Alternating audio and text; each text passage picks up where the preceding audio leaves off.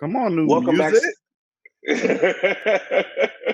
It's an upgrade, you know. The- Um, welcome back, Screamers, to another episode of Scream Kings. I'm TaMon Kane, here with my fellow Kings, Bobby, Michael, and Mark. Hi, fellas. Y'all look real festive tonight. What's up? What's up? What's up? What's up? Thank you. We all look good. We looking good tonight. You know, we have to do it up for the Hellraiser situation tonight. So why not? Ooh. And as Bobby said, we are diving into one of your wildest fantasies, hidden pleasures, with a splash of pain as we discuss the Hellraiser franchise.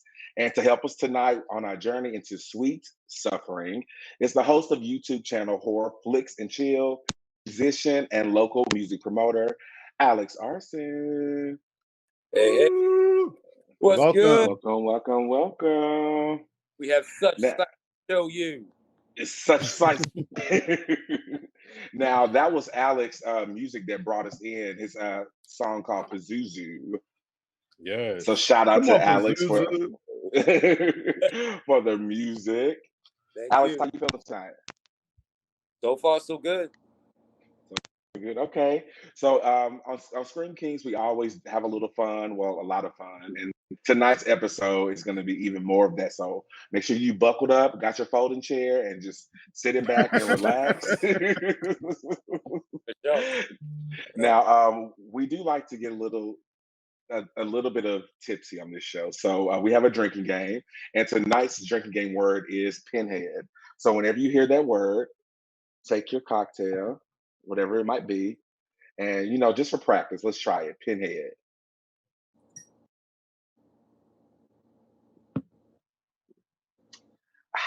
So you're also going to do something really fun and a little bit frightening called the Hell Seat, and that's where you're going to transport from here. We're going to open up the configuration and send you to this place, and you have to answer all these questions as quick as possible, as honest as possible, and then you come back to us if you should, maybe. Oh, all right, for sure. All right, for sure. All right, so to warm everybody up tonight, since we're already sipping, we're going to play a game called Never Have I Ever. So everyone just put up 5 fingers, and I'm with questions, and if you've done those things, just drop a finger. The least amount of fingers has to take a drink. Yeah, that's fair. That's how it works. It's okay. It works perfect.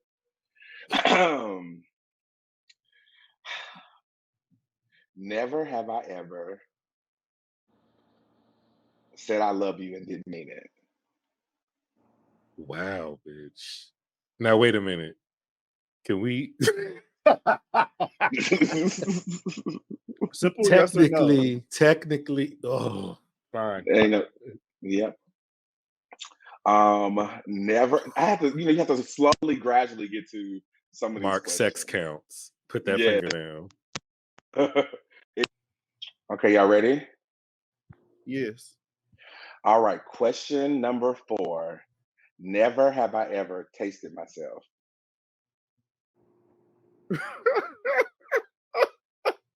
Sir, what the fuck? There we go. Excellent. So I'm the y'all. only one?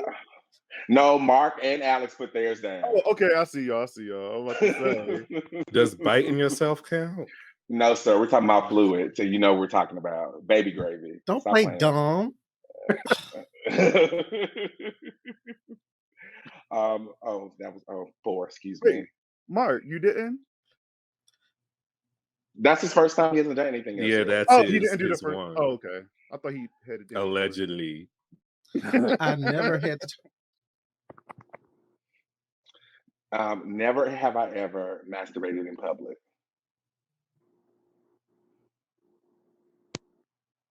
Okay. Define public. Okay. Now, personal space. Put that finger down. Just put it down. This man That could always be wants you. some type of explanation, description. Just if you did it, you did it. Never have I ever cheated on my partner. He told me to though. No. No, he Not really this told me to. relationship. Not this relationship. Yes. So just do what you want to do. I'm not gonna be Michael and say, well, technically, actually. No, I have not. When you say cheated, do you mean like cheated on the test? There, Or Right. like... there are stipulations. Never have I ever. Never have I ever had raw sex. Oh. Come on, middle finger. I mean, Put a finger down if you swallowed or made someone swallow. Oh. made. Here you I guess go. I'm out. So it looks like Bobby and Michael are the losers. So y'all need to take a sip. Wait, I'm the what? loser. I'm out. You have the most fingers. Oh, wait. Michael I have no is more the loser. fingers. Alex doesn't either. So Michael, you need to take a drink. Who? You. Am I clicking? Just for the record, I've never made someone do that. They offered to do it, so that's the only reason I didn't put that finger down. Sure. Oh my Sure. God. He killed some Fair enough. Okay, so we're gonna tap into the next part. That was fun. I hope you guys feel warmed up. Pinhead. Oh. Ooh, is this shit actually? Ugh. What's your horror fantasy? What's my horror fantasy? Are we talking like I can pull a mic. Are we talking like Oh God. Trash from Return of the Living Dead? You know, I have one. Ooh. So my horror fantasy starts off in a barbershop. Oh, of course. God. And it's just me and the barber. Shut up. It's me and the barber there. And then I get strapped down to the chair, like my arms are strapped in, and then it declines to the back, when they like lining you up and shit. But it's a vampire. And they start licking and biting and doing other things Such because as? I'm in the riding shit. And yeah, that's really the only thing they could do in that position. I'm not eating vampire ass. That's not happening. But Why not? it's Probably the dead. cleanest ass. It's probably the cleanest So ass, though. Exactly. It's the been in the cleanest. dirt. They in the dirt. I don't think so. Not You can- necessarily. They've been in the bathe. dirt. In a barber chair recline, you can definitely do 69. But true. That's true. I know. But I do want a haircut beforehand still. So that's part of the fantasy. I I understand. saw that on Pornhub last night, so it's cool. Well, if you I'm live in joking, Atlanta, I'm you joking. can literally go to the South Side and get that same treatment. No, I want you to have clothes on while you're doing it, my haircut, and then we can lead up to the other stuff. No. Oh, no. No. Yes, it's not, the because- build up of the tension. See, y'all just want to get you niggas. Ooh. Y'all just want to get right to it. Ooh, no clothes on, get down to. I want to build up. I like anticipation. Lead You It's up can to do that like- without no everything. clothes. You can. Do you like Mhm. strippers? I'm very uncomfortable at strip clubs when people are dancing on me without clothes on. Oh, you do have a horror story about that. You're right. Alex, do you like strippers? Yeah, it's expensive for me. Okay, so it's basically those type of haircuts is just strippers walking around nude and getting you a haircut and then finishing you off. It's like a massage. Yeah. Happy ending. Thank Say lie. you, somebody. Oh my God. There's coffee shops that have women that are like topless or whatever, and they serve coffee and things like that. So Mm. I think Oh, that's that's nice. creative. a lot Yeah. of stuff. Yeah, it's on the rise. It's been happening for a little while too. It's like a chain that's been going around from place to place. So. I'm sure them haircuts are fucked up if there's women walking around like that in the barbershop. It's a coffee No. shop. Oh, Alex, did you say the women are the ones cutting their hair? No, it's a coffee shop, so it's kind of they serve coffee just bottomless or topless. Oh. I love that. Oh. Yeah, it's like Yeah. a extreme Hooters, but Yeah. for coffee. Yeah, it's all. see. So Alex, have you been? No, once time, but that wasn't like my idea because I didn't even know it existed. So like I was just like, okay, this is interesting. But like, yeah, Okay, Mark, you had enough Mm-mm. time to think. What is your horror fantasy? Keep the body parts away from food and drinks. You've had worse in your mouth. Go ahead, Mark. My food wasn't there. You mean horror fantasy? I just want to be walking in the alley somewhere and either get But bit or no, not really. Just get attacked by a vampire or what you call them, a hybrid Yes, vampire of a werewolf. werewolf. Mhm. Yeah, and then just fall in love with the person and then turn around and just take over shit. You know what I'm saying? fall in We only go love. after criminals. We only go after criminals or like people who are like, Let Objection. him finish. depraved. No, let him finish. The We only fuck? go after people that's depraved because I don't want to be sitting there taking somebody. Because I'm a person who always looking up for like missing people and stuff like that. So I don't want to be the cause of somebody's missing persons thing. I just want to be able to stop the missing people and just take out the ones who do not.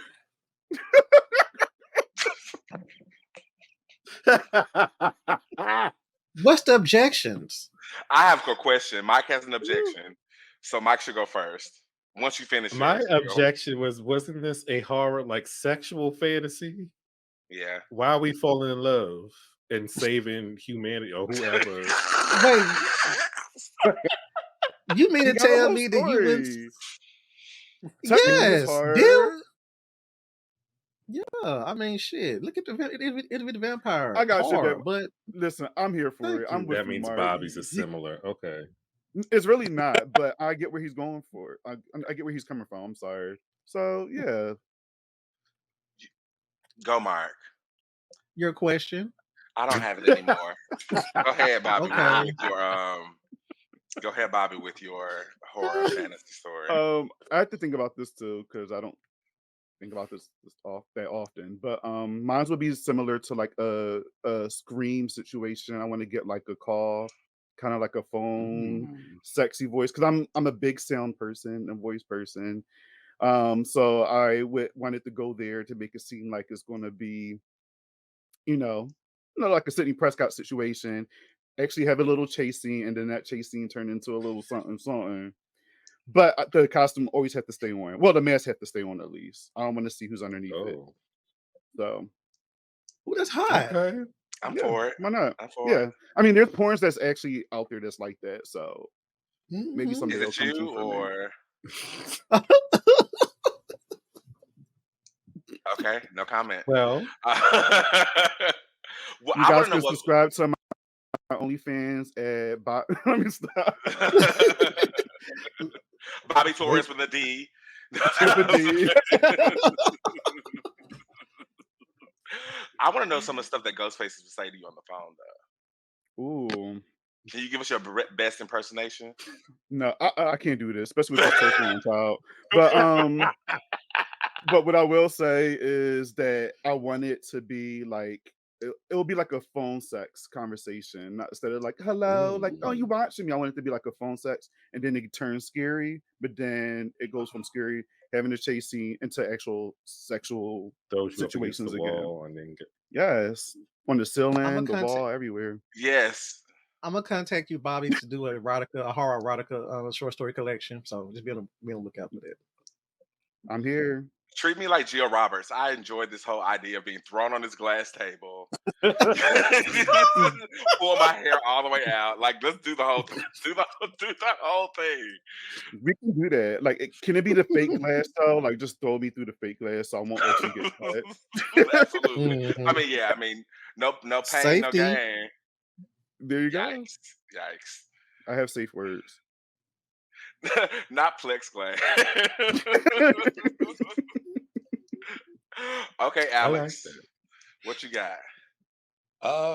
There's a few of them actually.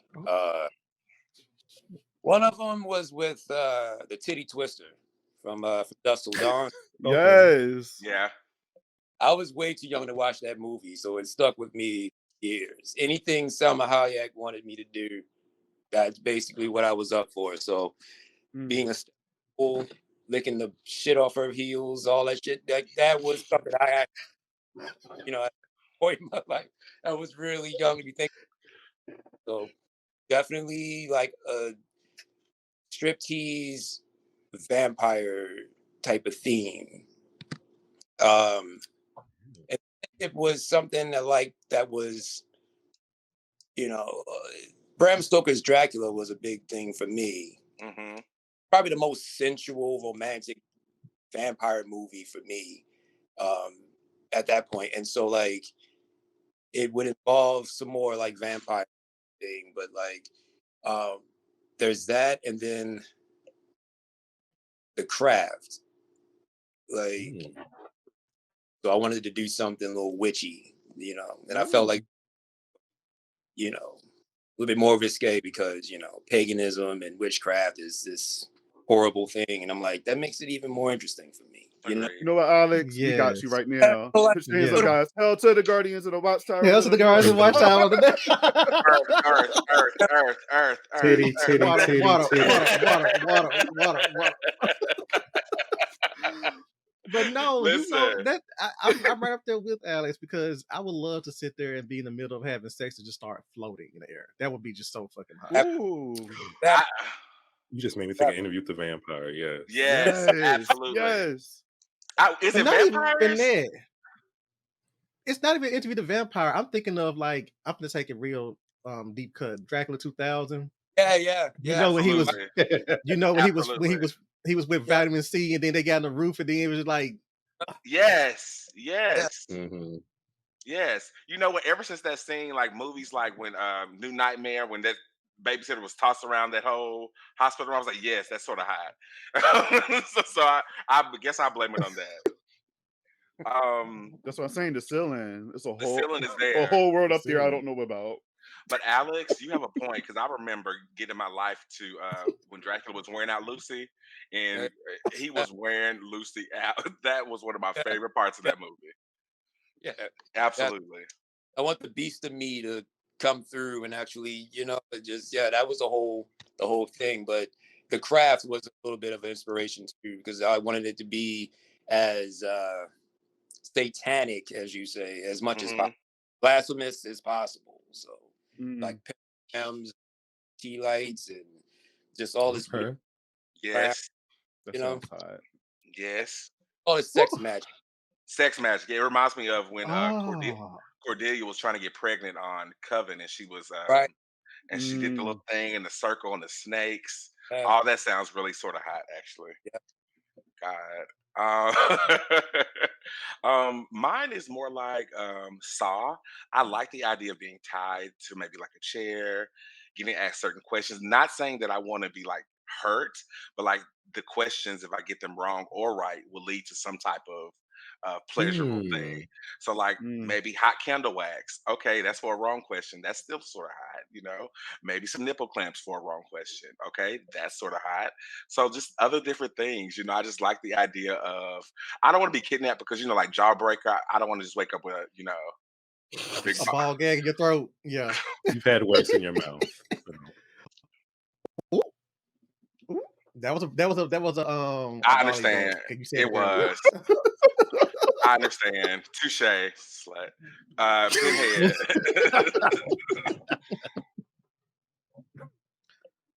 That was a good volley. But it's something, I don't know. It's just something about that and True Blood. True Blood has some of the best. Listen. So it's something about like, we getting it on, and then I give you consent to feed, and then there's certain multiple pleasures happening at once, which is the reason for the season tonight, right? So I just know it's everything. Yes, I'm about to pass out because I lost all this blood, but it's everything right now. It's everything. And when I wake up, I'll be different. Here we go. So I always thought those were hot. Pinhead. Are you just saying? Okay. Yeah. Oh no, I was just about to. No, I had a point about Pinhead actually. Alex, I think it's time for you to enter into the hell seat. All right. Good luck. All right.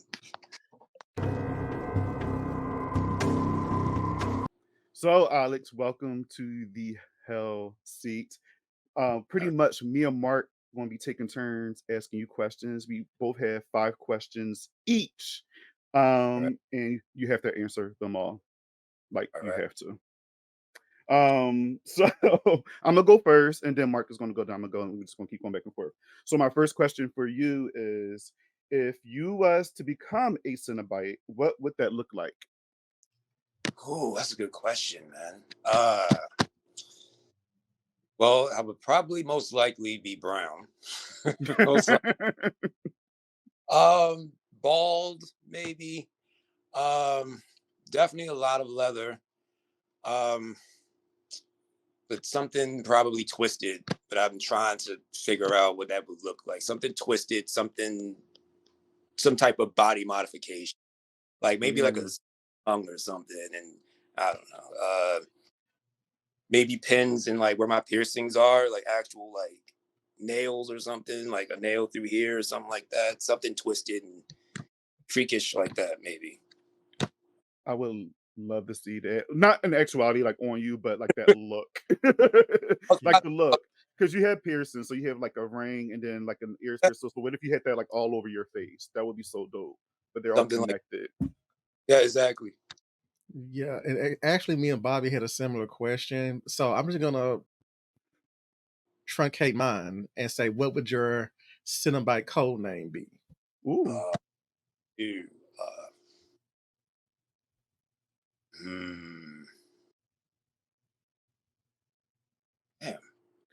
So keep in mind we said the rings and the piercings and Yeah, stuff. yeah. So Yeah. But something clever. I'm trying to think. Help me out. I'm trying to think of something clever with the. Uh, hmm. Incorporate your, your hot with your Oh, DJing thing, Prince Albert. What would be Oh, yes. yeah, I Okay. love it. Yeah. Okay. Okay. All right. I love that. I'll go with that. All right, so I guess it's my turn. Yeah. So my next question for you is okay, this is a little scenario actually. So you and your friends are in a real life escape room, okay? And there's 2 items on the table. One is the Necronomicon from the Evil Dead series, and the other is the limit configuration. The only way to get out of there, because this is a life and death situation, the only way to get out of there is you have to play with either one of these items. Which one of those items would you go for and why? Honestly, I would go with the Necronomicon. Oh, I okay. I would, yeah. That would be a fun, gory time too. Would Okay. be wacky, yeah. Okay. So sacrifice all your friends, get them out of here, and then you be Dead the by, only one coming out. So dead dead by by dawn. dawn. Okay. Dead by dawn. Okay. If you had an option to DJ at either the boiler room from Hellraiser 3, Yeah. or the Hell World party in Hellraiser Hell World, which one would you DJ at? Honestly, it would be Hell World. That was a nice ass fucking place. That was, yeah, Mm, cool spot. Like I watched it recently and I was like, I would definitely go to a party like that if that was for real. seems a little Hell, lit. Hmm. I want Okay. that really want to go to something like that. I know it seems a lot of fun. So my next question is, what would be your unpopular opinion on a horror film? I ask this to everybody because I like to start drama. Unpopular. Popular.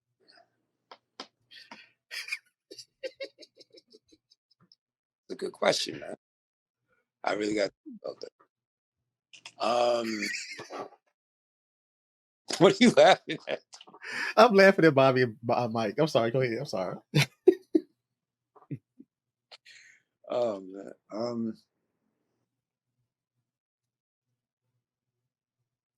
Yeah. You stumped him, Bobby. Yeah, I'm trying to think of something. Most people is just like, I've been waiting to say this, and I'm like, okay. Exactly. Really got me on this. I'm really gonna answer it though, but it's gonna take a little bit. Okay. Okay. I mean, I'll We can probably come back to it. yeah, yeah. I want to come back to that. I don't think I think too unpopular. Okay. Don't take any suggestions from Mike. But anyway, so I guess my question would be speaking of Hellraiser, we're gonna get into this later on. I just got to seeing Hell Secret. It's still in my mind. Do you think Kirsty was right in what she did or not? Yeah, I'm gonna ride with Kirsty. Yeah. Okay. I'm gonna ride with her on that. Yeah. Yeah. Okay. Let me some Kirsty. Okay. Child's Play, Halloween, A Nightmare on Elm Street, Hellraiser. Which one would you remake and why? Well, which one you Oh, would like to remake? I okay. At this point, everyone's kind of like remade Halloween, so I figured why not? I'll put my own spin on it. But what I would do is I would, instead of focusing on Jamie, I would probably, Jamie Lee Curtis, I would probably focus on Dr. Loomis because like uh that was a real like rivalry right there. That kind of Hmm. probably dropped for like 2 or 3 movies. That's what I would try to and try to work on the whole Curse of Thorn thing. I think there was a lot of potential with that. I dropped the ball. Probably want to reintroduce that, but in a clever way that actually can be you can probably understand it. I think I'll probably would take that task of like redoing the Curse of Thorn trilogy with a little bit more, decent plot. You know what? I'm here for that because it did seem like it was going into interesting places, but then how they landed and stuff, it just Yeah, didn't work well. But yeah. good choice. Okay. My question. This is question 4, right, Bobby? Right. Yes. Okay. My question is, what is your favorite Black horror film? Ooh. Ooh. All right. Demon Knight. Woo! Good answer. Good answer. Good Yes. answer. Because I mean, Candyman, of course, but like Demon Knight needs to get a little bit more attention, a little bit more love too. Because that one definitely, yeah, no, that was definitely the hit right there for Yep. sure. It was. You had a Black final girl and a Black director. So Ernest Hmm. Dick, both. he's one of my favorites. Yes. Yes. Yeah, You love them. Yes. yeah, Okay. definitely. My next question, and then we also can go back to the other question if you Yeah. like. But this is the perfect segue from Mark's question. If you can have an all black cast to star in a reboot or remake of your favorite horror film, which franchise would it be? Mm, All black. that's a good one. I would do Phantasm. Oh, Phantasm. nice. Yes. The tall I would man, love to see that. just do the whole squad. Two brothers, Mm. who dealing with their parents passing away, and they're working together to try to stop this, creature. But we don't really know what he is, from another dimension. And yeah, no, I think Phantasm will be dope. But like, put an all black cast in there, put a different spin on it. I think that would be dope. Yes. More Yes. Black surrealism horror. This is what I want to That- see. That's exactly what Phantasm is. It's surreal. Like, yeah, Yes. I'm down for that. Oh, I got another question. I forgot to have my last one. um, I got lost in that whole scenario. I'm sorry. Basically, I should have wrote it down, but I wanted to have this as a pick. I wanted to do something personally, to you. Okay, here's one because I know that you are one of the budding horror hosts. So, if you had the opportunity to take up, because you're in LA, right? No, I'm outside of Sacramento. Okay, so Mm. if you had the opportunity to take up the mantle of Elvira, what would your name be, and how would you spin it? How would your show go? What movies would you have on there? Oh I man, love that. Good question. honestly, everything that I am doing, that's what I would do. Like, I would want to put a platform where I am doing like movies of Black horror films, and I feel like they don't really get to be in those type of platforms usually. So that's kind of the idea of horror flicks and chill in my own way. Like I'm my own Joe Bob, I am my own Vampira, I am my own Elvira, playing the movies that I really like for them to do. But I'm not asking anybody to do it. I'm just going to do it myself. So in a There you way, go. I kind of patented the whole thing of horror flicks and chill after like Elvira, Vampira, and the Crypt Keeper and all that, because like that's what I grew up on. But I wanted to create that for myself instead of requesting someone else. Like I'll do it myself. It'll be a lot of fun. So it would be movies like I Still Know What You Did Last Summer. It would still be Candyman. It would still be Demon Knight. It would be Blade. It would be uh, it would be all the black horror movies that we have that really doesn't get that type of shine, like Death by Temptation Yes. That movie and still scares me to this day. Go ahead. I forgot about that.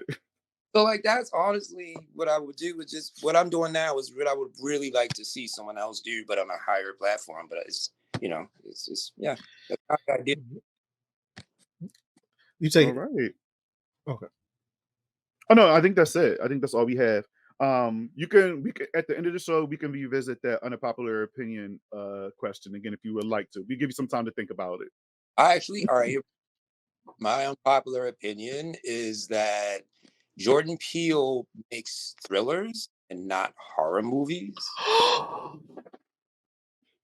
Okay. I'm just saying they're thrillers. They're great thrillers. But like, I'm not taking anything away. I'm just saying that it's thriller, not as that horror. I can see where you're coming from though. I can definitely see what you mean. I can see it. It's not Yeah. a fucked up or rude. I'm just saying that it would fall mostly under thriller or Thriller. psychological, but not really horror in that particular sense. Okay. Okay. Okay, you guys. So that was the Hell Seat. Thank you for participating, Alex. We enjoyed all your answers. And with that, we will be back after a short commercial. Woo.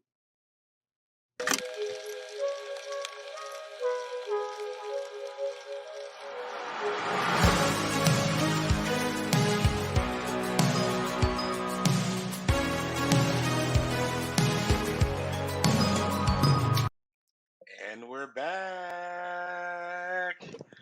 Great job, Alex. I was over here rooting for you and your questions, and I agree with you about Jordan Peele.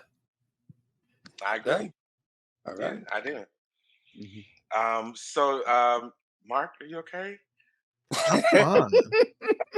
Because Get Out was definitely a suspense thriller. Us, nope. Anyway, we're not. That's not Don't what the do reason that. for this. I'm just Don't do saying, that.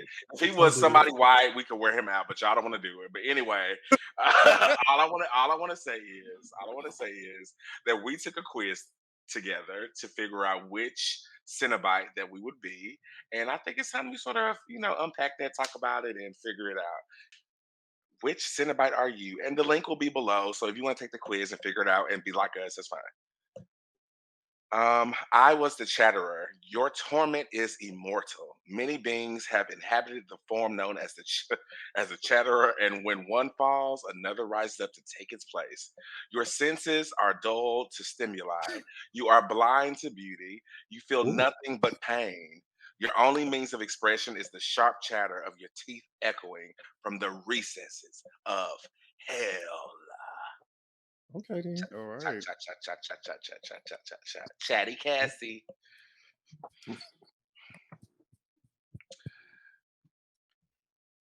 And next is Alex. Pinhead. Hello? Yeah. Let me see. Oh no, that If I was can read that it. wasn't for you. I'm gonna read it, but I said Pinhead, and no one put their drink. Oh, Oh, well, That was Solve the lament configuration and accept the suffering you have called forth upon yourself. Carnal pleasure no longer appeases your dark appetite. So you've entered a dimension of pain and grief and twisted your body into a grotesque shade of its former self in order to push the boundaries of experience. Hmm. Well, Okay. Alex, is that true about you? Are you the leader of this? Are you the hell priest? I believe it. Absolutely. When I saw it All right, last, question. uh, And Hmm. next we have King Mark, Same who's thing. also Pinhead, and I'm not reading it again, but it is it is Mark who is Pinhead, and I think he's been called Pinhead before. Oh shit! Probably. Let me stop. And no shocker here, Apropos. but for Watch Bobby, your mouth. for Bobby, his nickname in the streets slash Cinnabite is Deep Throat. Your obsession with sin has led you down a dark and devious path. You stand at the right hand of the master of hell and delight in the torment he brings to being both mortal and damned. Yeah, Oh. Bobby, that sounds about right. I like Okay. how this Okay. whole gaps right here. I love this gap in her neck. Mm-hmm.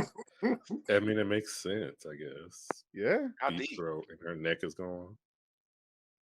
She just never mind. Let me stop. Yeah, exactly. Go ahead and say it. No. OnlyFans. Go ahead. Yeah. Next Her is name. Pickles. Her name is. I'm sorry. What's her name? Please. Her name is actually just female. But go ahead. Yeah. Wow. I like. All Well, right. we like Deep Throat better. All I of us know. I'm She's a do. just saying. female. The I fuck, know. I'm just saying. female. Just that's what they called her. I'm just saying. You know. But that was cute. That reminds me of what Deep they throat was said about cute. you in college, Mark. Okay, and Who have you next, been talking to? you know, I Jesus. know your friends from college. Exactly. Next up is Pickles himself, Michael Butterball. Butterball. You go read it. Oh, sure. The Cenobites are oh fuck. If I can read, the Cenobites are manifestations of sin. You are gluttonous, true, not for simple pleasures such as food and drink. That's a lie, but for pain and punishment. There are no limits to the amount of suffering you can endure or inflict. I believe that last Michael, part. I do too. I feel like you may have a Mm-hmm. high pain threshold. That no, I don't. No comment. Mm. I do not. Mm. Child. Okay, I'm Okay. not. Oh, I'm not gonna do that. Okay, Move it well, along, move sis. Move it along. here we are. That was wonderful. And so now, next, we're going to slide right into the next portion, which is Hellraiser 101. All right, so this is going to be fun. It's a lot of movies, so we're going to just be talking about this franchise. So let's just get into it. So Hellraiser was based on a novella by Clive Barker. It was called The Hellbound Heart, and it sort of focused more on the Cenobites with the antagonist, the Pinhead, but he wasn't called Pinhead. Oh God, he wasn't called Pinhead back then. Actually, the fans sort of made him popular with that title, and it sort of stuck. So the overall plot of the franchise, it focuses on the puzzle box, the lament configuration, and it opens a gateway to hell, like realm, where the Cenobites life forms dwell. And so the Cenobites are an order of former humans who have become monsters, and they harvest human souls to torture for whatever means they want to. So now, I'm gonna go into the first movie, and feel free to just to jump in and let's talk about it. So Hellraiser One, it starts off with Frank Cotton, and he finds this box at this merchant, the lament configuration, and he goes to it, and then, of course, you know what happens. But different in other movies, he escapes the Cenobites, um, and they're looking for him. I think that's what happens. So then we sort of flash into another part of the world where we find his brother, Larry, and Larry is married to this bitch named Julia. And when I mean bitch, I mean she is Queen. absolutely she. Queen, we love Julia. We This is a do, we Julia do. Stan account over here. Absolutely. Julie was everything, but Mm. she reeked of bitch. And I absolutely loved every scene that she was in. And so Julia was looked like unhappily married to Larry. and she didn't like his That's what bitch. it was. Right, his bitch daughter Kirsty, which I absolutely adore. So, but Julie and Kirsty did not get along for whatever reason that might be. Blah blah blah blah. So we find out that Frank and Julia had a past love affair after they moved into this house. She sees that he was there, and there was one scene in this movie, and I was like, "You gonna do all this for somebody that you're not even married to?" But there was one scene in this movie where Frank was wearing Julia out in this bed. He Yes. was thrusting everything. I was like, "Frank, don't do her like that. That's not even that's Yes, not Frank even do her like that. wear her out." I was like, Mhm. "Okay, Frank, I see it." And so Julia was she was just wandering around. She was in the attic and she found I think it was the attic. Larry has come back to life. So before we get to that, we find out that Larry, not Larry, but Frank, Larry was moving something to the attic and he cut his hand and he bled sort of over the area where Frank was he did the box.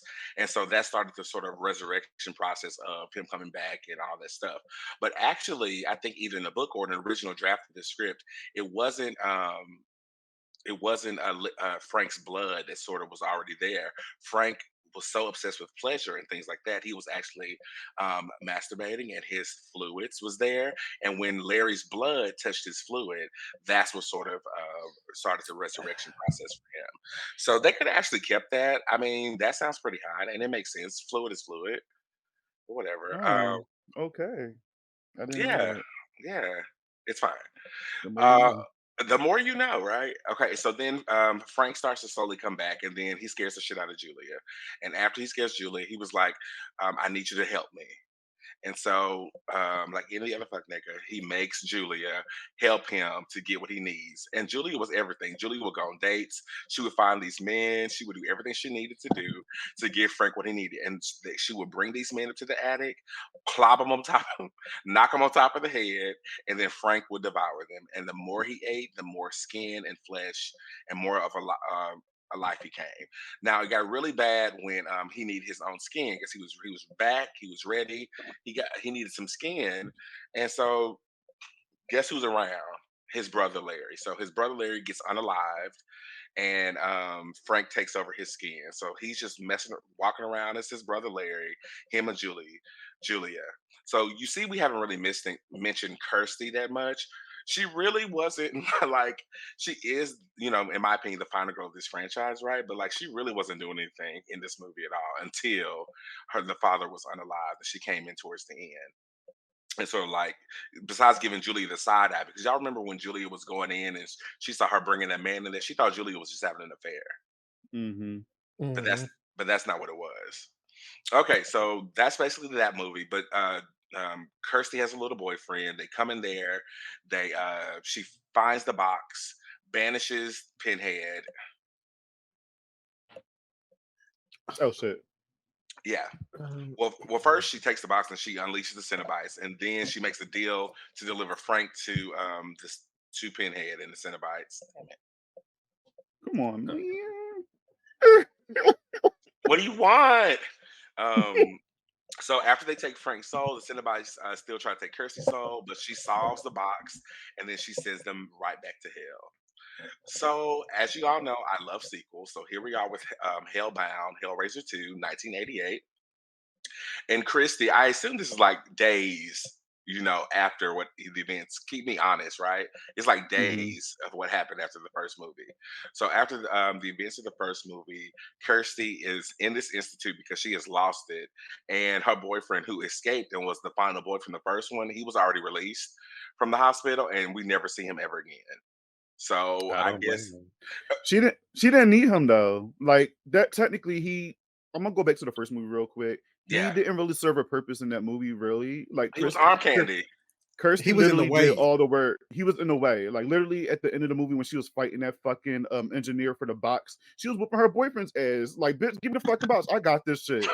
So so he was irrelevant, you Yeah, I know. think they knew that once they thought to come back for a sequel. Was like, we really don't need you. It's really about Yeah, Kirsty.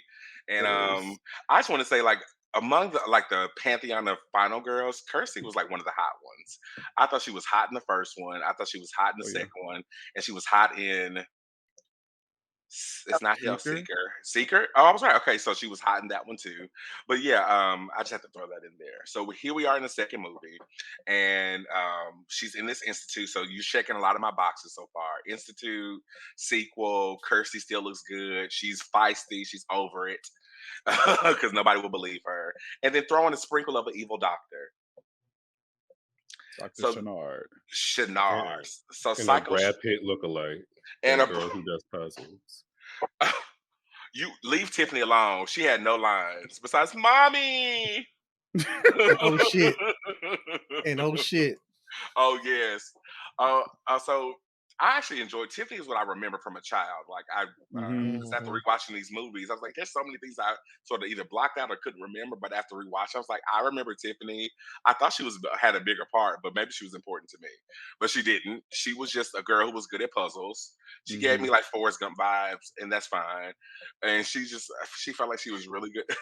She reminded me of Patricia Arquette from Dream Warriors as far as Dream her Warriors. look, but Exactly. then her character is obviously kind of like Newt from Aliens because she Yeah. barely says shit. Hmm.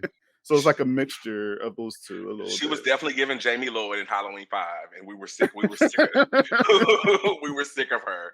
So she is some type of savant when it comes to puzzles, and so um, Shenard, he takes this mattress because the mattress is a big part. Julia died on this mattress in the first one. So he takes his mattress. I don't know how he gets the evidence, but he takes this mattress into his home, which is actually a nice home. And he finds one of his patients, right? One of these patients who sees maggots, right?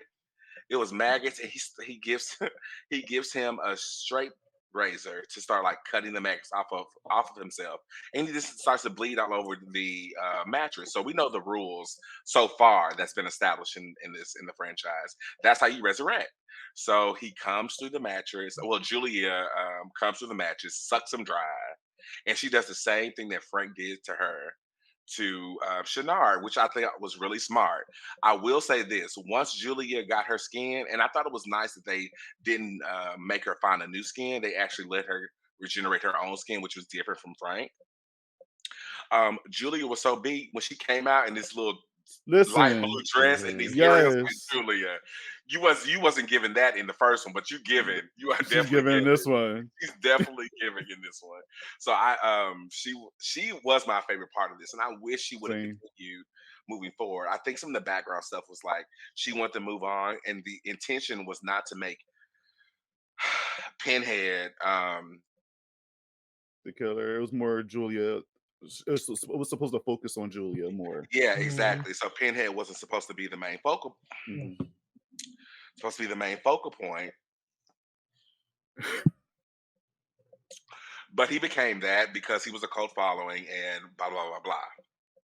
So some of the highlights from Hellraiser 2, when Shenard was in his house and he was sacrificing, and Christie's new, I guess, new boot thing, but who was trying to help her, that other guy, I can't remember his Mhm. name. Um, and he saw all the stuff that happened, and then he went to go look around, and then Julia sucked him also dry. Right. The pacing of this one was really good because they sort of dived right into the stuff we have to get Mhm. Julie in here, start this story, especially in like the first two acts. I thought it was really, really good pacing. I agree. Yeah. So Julia's back, and then of course Kirsty doesn't know this until she sees her in I guess it was the attic or wherever it was in Shenard's Mhm. house, and Julie and Kirsty thought she was about to turn up. Not at all. When Julia backhand Kirsty. Take your shot, Snow White. Take your shots. Oh, you know what? Honestly and truly, she does give you their story does sort of parallel Yeah, like because She said it. exactly. yeah, It's she's a dark definitely no. fairy tale. I know she says Mhm. that, but like she's definitely like that's wow. The Yeah, evil She's an evil queen. absolutely. stepmother. And She's an she will evil be Mhm. stepmother. perfect. She will be perfect casted as the wicked stepmother. Yeah, that's exactly what she was, the wicked Yes, stepmother. she was And perfect. Kirsty was like, Snow White. He was Ish. the princess, but she was a princess in the storytale in this story, especially when she got down into the bowels of hell and ran into the halls of Leviathan and shit. So that's what made this movie stand out so much because we finally get to go to the other side, like Hellraiser 2. Yes. Not Hellraiser, but Poltergeist 2. We finally get to see them cross over just a little bit. I feel the same. This one did the same Mhm. thing.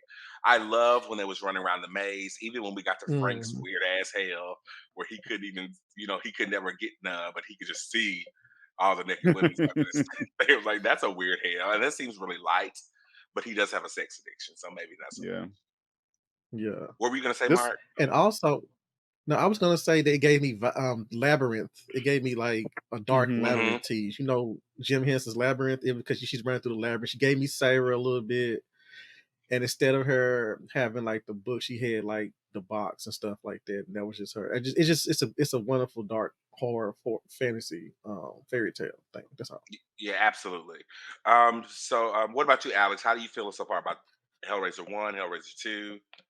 Both are really the shining example. If anybody wanted to watch Hellraiser for the first time, those would be the movies that I can't see Hellraiser. I mean, I could, but Hellbound is really good. I think that it's safe to say that that's definitely the stronger of the sequel. Sure. And uh, you get a little bit more of the Cenobites this time around. Absolutely. Mhm. You didn't really get too much of the Cenobites before. They start coming in towards the end, but now they start to have a little bit more of a presence. Um, yeah, no, Hellraiser 1 and 2 are solid. Absolutely.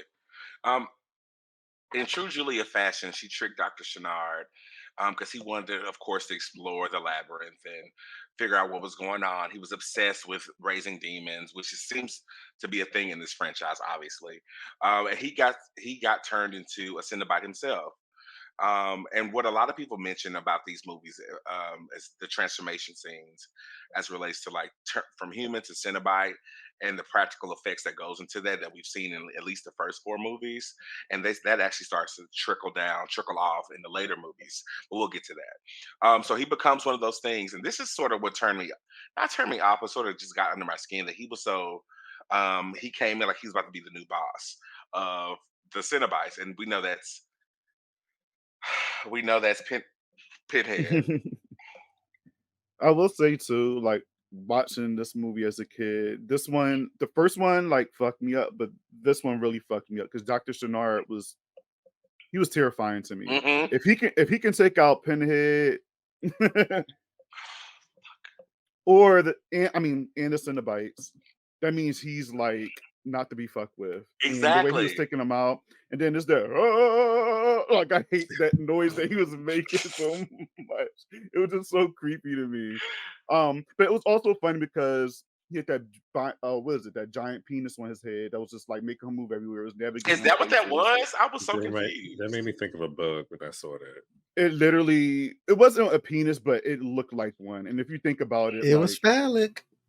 yeah. It was that. Well, I was over that, and I thought that was so cheesy. But I have to remember when this movie was released and like pull it back a little bit. I was like, "This is terrible." But okay, never mind. It's I not thought it was actually. creative. You You don't know, really it see things like is. It that. You is. don't see No, you nothing like don't. that. No, it was a practical effect too. So like, Yeah. you get major points for that. Hmm. But That I really liked. After he was transformed, he said, "And to think, I hesitate." Hmm. That's interesting. yeah. Yeah. So whatever goes on in that box, right? Like we all know there's a nice balance between pain and pleasure. But I don't know, watching these movies, I just feel like it's always focused on the pain part and not so much the pleasure side of it. But those lines are blurry sometimes. But whatever he experienced in that box, whatever he learned about himself, whatever he learned about the universe, it must have been everything. That's why I like the first one because I feel like Frank really gives into the pleasure part of it as well, even though it may be painful. Hmm. Like I agree, like in the other movies, it starts to just be more about violence and gore and shit, and not necessarily the pleasure aspect of it, Mm. in my opinion. No, I completely agree. Yeah. At least in the first four, I could say that. We'll Well, get of the to ones those. I've watched, It's okay. It's the ones- okay. This is one of those franchises. There's so many of them, but the value in them sort of is like on a bell curve. Well, actually, it's like a slant down. But Yeah. we'll get to that. So let's wrap up part two. Part two, of course, Tiffany and Kirsty make it in there. She meets Frank. Frank and Julia get into some type of altercation because he killed her. Spoiler alert, in the first one, and so she returns the favor in this one. And I don't remember how she died, but she did also die in this one too. Yeah, she got She got she sucked. got snatched out of her Snatched out skin. her and- skin. Yeah. And ripped her out the plastic, baby. They just ripped her right out the skin. Not acting brand new. That's not acting brand new. it felt like that was a very satisfying it was a more satisfying end for her than I felt the first one did for her, because it was just like they just tossed it to the side. You know what I'm saying? Because Yeah. they just made her True. this lovesick, sprung woman in the first one, and she was. I didn't like how so she much went out more on than this that. one either, though. Me Like either. it just, yeah, like it was better than the first one, definitely, but the second one I felt like it was just kind of rushed as well. And I don't know how I wanted her to go out, just not in that way. That's why Yeah. when I thought she came back a little bit, at the end, even though it wasn't her, it was Kirsty because she's a smart bitch. She's crafty. Listen, who would think to do that? Not Alice. Not So them. I mean, Actually, hold on. Why is that I being got you, brought Mike. up? Actually, I don't think that's fair. Alice understands the value of taking someone else's things to making them her True. own Sure to survive. does. So she Sure would probably does. take someone else's skin, soul, powers to survive. So, true. see, Michael, Mm, thank you. you're welcome, honey. I'm just gonna let that pass, even though Kirsty can't fight at all. But we're just gonna go past She that. got more Oh. balls than you know what? Let's She skip don't. past that. She No, don't. she definitely does. Have you watched the Yeah. movie? First of all, I'm gonna be honest. I'm not really impressed by Kirsty that much, so I'm not about to sit here and We'll give her all get to the that. praise. We'll get to that. But Mark, just know that. We'll get to please that. get him, Alex. No, wait, it's not time yet. She's We cute. I like her, but She is that. She is that. She's definitely cute. Fellas. Yep. And she's coin too, because after Larry got out of here, she got a whole bunch of money and stuff. Listen, Which leads to her not just- husband. At least we know where she went. That we is don't know. true. exactly. ain't Somebody's she in left in the hell? 80s, it was She never in hell seen right again. now. She's dead. She's dead. So it doesn't matter. Somebody's left to the And- imagination. She's Keisha Shaw's dead. She's gone. And she's in 4 movies. She's in 4 movies. And What does that mean? Corey You- Feldman you been know- in how many you movies? know what it What y'all means. trying to say? You know what it means. You being in a lot of movies don't mean shit. It's about It means a lot, consistency. baby. It's about relevancy. When we It could be Google- consistently bad. It doesn't mean That's anything fine. really. Like Just 'cause there's part a 5. lot. Like part 5. See, why are y'all trying to make it seem like I don't dislike her? I'm just not that impressed by the Okay, character. we That's haven't even got to all. her yet. We're still talking about. I like her running Hellraiser. around in her Janet Jackson outfits, like the big pants and shit. I She's love bad. that. She's bad. I love that. It's better than an Mm-hmm. apron. So let's go ahead. I really hope Gail is walking around. She's in the walker in this next Baby, movie, baby, you and know she's that's the not opening case. kill. You're She's upset. the. Can You're we upset. move it along? You're upset. Y'all are delusional yet again. Pressed. Go ahead. Yes, Pressed. pressed like a cheap tuxedo. Bye, Sydney. Bye, So, Sydney. Girl. Bye. so next thing we They know, call- in Hellraiser 2, it ends where some weird flashbacks of Tiffany's mother that nobody cares about. Yeah. And I couldn't even believe that was her mother, because this is a white, blue-eyed, blonde girl, and this mother was like Middle Eastern. I don't know what it was, but it just didn't work for me.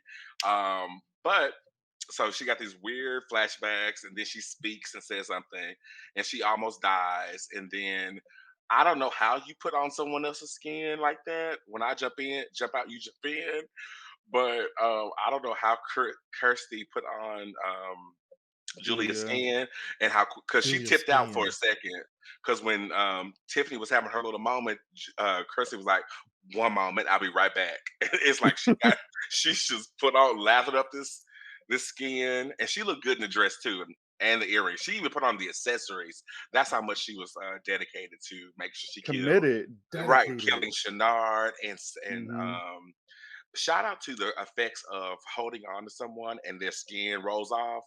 It's just like she Ugh. was like, I feel like she was like covered in blood the entire movie. Well, not the entire movie, but Yeah. like Yeah. they really understand practical effects and the usage of Mhm. blood. And there's a scene in Hellraiser, the next movie that we'll talk about, this Carrie scene when the blood was coming to this door. So we understand what happened. Kirsty Yes. lives, she saves Tiffany, and we never hear about Tiffany ever again. She's irrelevant, Never. and that's fine. She can go. Yeah. So we take a departure from Kirsty, which in this type of Kinda. situation, I don't know how you could like keep surviving, right? So like the because she's a crafty girl. She makes deals. She can survive. She puts on your skin. She comes up with solutions to get out. She'll set you up to live. She is my type of girl, right? She gets it. Right. So in Hellraiser 3, we leave Kirsty alone and we meet Joey. And y'all know Joey how Summerskill. Summer Skid, you know I love me a good news reporter. I do like her. Yes, you know I love me a good news reporter. So here comes Joey, and you know I love her. She got the French bun, the suit, the skirt suit. She's a cute girl. I love this. I love it. I love it. I love it. And this one when I was younger was my favorite. One Mhm. because let me make sure I get her name right. She Kinga. played Paula Marshall. Oh, Paula. I think it is Paula Marshall. She played in Warlock 2. Um, Exactly. I was obsessed with that movie, right? Because she was the other psychic or whatever they call them, Hmm. mage or whatever they were in that one. She was a protector. So I seen her in this. I was like, oh. So now she's a completely different character. You know, she's smoking. She's dating this awful artist, right? Now this for me is when the acting started to sort of diminish in the franchise because the guy that was the artist, JP, right? I Yeah, think it was JP. JP, yeah. um, I'm not gonna hold you. He was everything. Like he was everything. Yeah, they did that as far as casting, but as far as like his I don't know. He was just an opportunist, wanted to be famous person, which you know I get that. And he was just ended up sacrificing people into this totem pole of Well, Pinhead. Uh, he only got one person though, but he here's was the on he he was evil. tried. He was pure Yeah, evil. And Pinhead is low down. evil. Oh, Pinhead Listen, I'm out. I'm out. Pinhead was such a damn. Sorry, y'all. manipulator. He gets on my Yeah. nerves. Because Red. as soon as Mm, homegirl knocked him out and he was like, hey, what you doing? I can help where you you go? too. Right. Slide him over here. Just slide him So, over here. and I was like, Penny, you literally just took your chains and wrapped this other blonde girl around. You gonna make her push him that Mhm. close to you? She was struggling, babe. She was trying to move that JP's body. But so he devoured JP and he was unleashed. And I thought maybe Pinhead had a plan for um uh, Warlock 2 girl. I can't think of her name. What was her name in the movie? She smoked cigarettes. Terry. Terry, the worst Cenobite in the world. Because her Cenobite powers are to and I'm gonna just jump fast forward because this movie has some really cool plot beats, but it's about a reporter who sees the murders, finds the box, she makes friends with Terry out of nowhere, lets her stay with her. The bitch can't cook food because she almost burned down her whole apartment with this toaster. So she was terrible at that. And she goes back to her boyfriend. Now Terry was cute. This little mesh chain vest she had on, she was everything when she went over there. But I don't know when she became a Cenobite, but that happened too. So after JP became one, I don't know what his name was, but he had like the little pistons in his head or whatever I it thought it was was. Jackhammer or something like that, but I could be wrong. That feels great. That feels great. Um, so then after he collects, what's her name again? Warlock 2? Terry. Terry. Terry. Once Terry, he unleashes him completely. He goes full carry at this club. This club scene, I'm sorry. I thought Everything. yeah, it was a bloodbath. And I was like, I'm here for Yeah. all of this. He showed his ass in this club. And Mhm. from the DJ, like when I rewatched this movie recently, I remember as a kid, it felt like the tinglies when the CDs was happening. I was like, yes, Yeah. I mhm. remember The that spinning happening. just Yes, I remember the ice from the whatever she was drinking turned to ice and then shoved down her throat. I mhm. remember that happening as a kid. So watching this scene was so great. But the moment, like I mentioned earlier, that stands out the most is when you can't see anything. You just hear screams and screams and the And blood chains. flowing and Mhm. chains and the Change. blood flowing under the door. That was so smart and Iconic. frightening and iconic. Iconic. Bobby, we talk about this all the time about and Rob Zombie Halloween 2 with when Annie Brackett died. It was off camera, right? It's that Mhm. same feel. Like you know it's some horrible shit happening behind those Yeah. doors. Even though we already Yeah. saw a lot Mhm. of horrible shit happening. Yeah. But I Mhm. thought that was great. Theater of the mind. I Yeah. love it just because Yeah. again, you're using your imagination. Even though, like you said, we seeing half the stuff, but most of these movies when they do that, it's just like, damn, what the fuck is happening? Because you're just hearing the noises, you're Hmm. just hearing the Yeah. sound, and that's really it. And then remember the And screams actually stopped and there was still yeah. blood just Yeah. flowing. I was like, oh my God, he got all them together. Hmm. What would you do in that He moment? got Would you all of their ass hide? together. Would you hide under a body? Like, how Could do you you? hide though? Could you even Yeah, No, hide he'll. though in there? he probably I senses mean, you, right? yeah, Hmm. like you could probably be up at a damn pool table and then something would probably crawl up under there and it probably A turn into pool something and bite stick. your ass or something. A pool Yeah, you stick know, will be shoved anything. down your throat. Not even that. A You know, chain. It could probably go right through the table and pull your ass. Like, Yeah. right through the damn thing. It was just, I was yeah. like, that scene scared the shit out of me when I was a kid. That was the first. This was the first Hellraiser movie that I ever saw, and so it led me to two, and because at that time it was just the only one being played a Heard. lot. Hmm. Yeah, and it led me to 1 and 2, but this one, yeah, I also like the fact that because it was a part of the movie that kind of threw me off when I was a kid, but watching it as an adult, I realized that he tricked her to get her downtown, and then she tricked. Well, she didn't actually trick. She told her cameraman friend to go down there and meet up with her because you thinking like, where's her news crew? Because my thought process was a kid, like, where's the news crew that she just got through seeing and brought people out? He lied because the TV was unplugged the whole entire time. That's He's Hmm. what threw me off. he's getting more and more powers. He is in the real world now, so he's like doing all these tricks. That TV That's was unplugged, scary. and I don't know if it's one of those first movies, but that is a common trope in horror movies. Like the TV's on and then it's been unplugged. So like Hellraiser, I don't know if you sort of started all that, but kudos, it worked. Yeah. Would you also Well, say that they try to make Pinhead more of like a Freddy character in this one? yeah, Hmm. and Because Hmm. yeah, Pinhead was a little bit more, subdued in the first two. He was a little bit more chill. In this one, he's kind of cracking jokes and being a little bit more yeah, funny when we don't know Pinhead to be that type of character.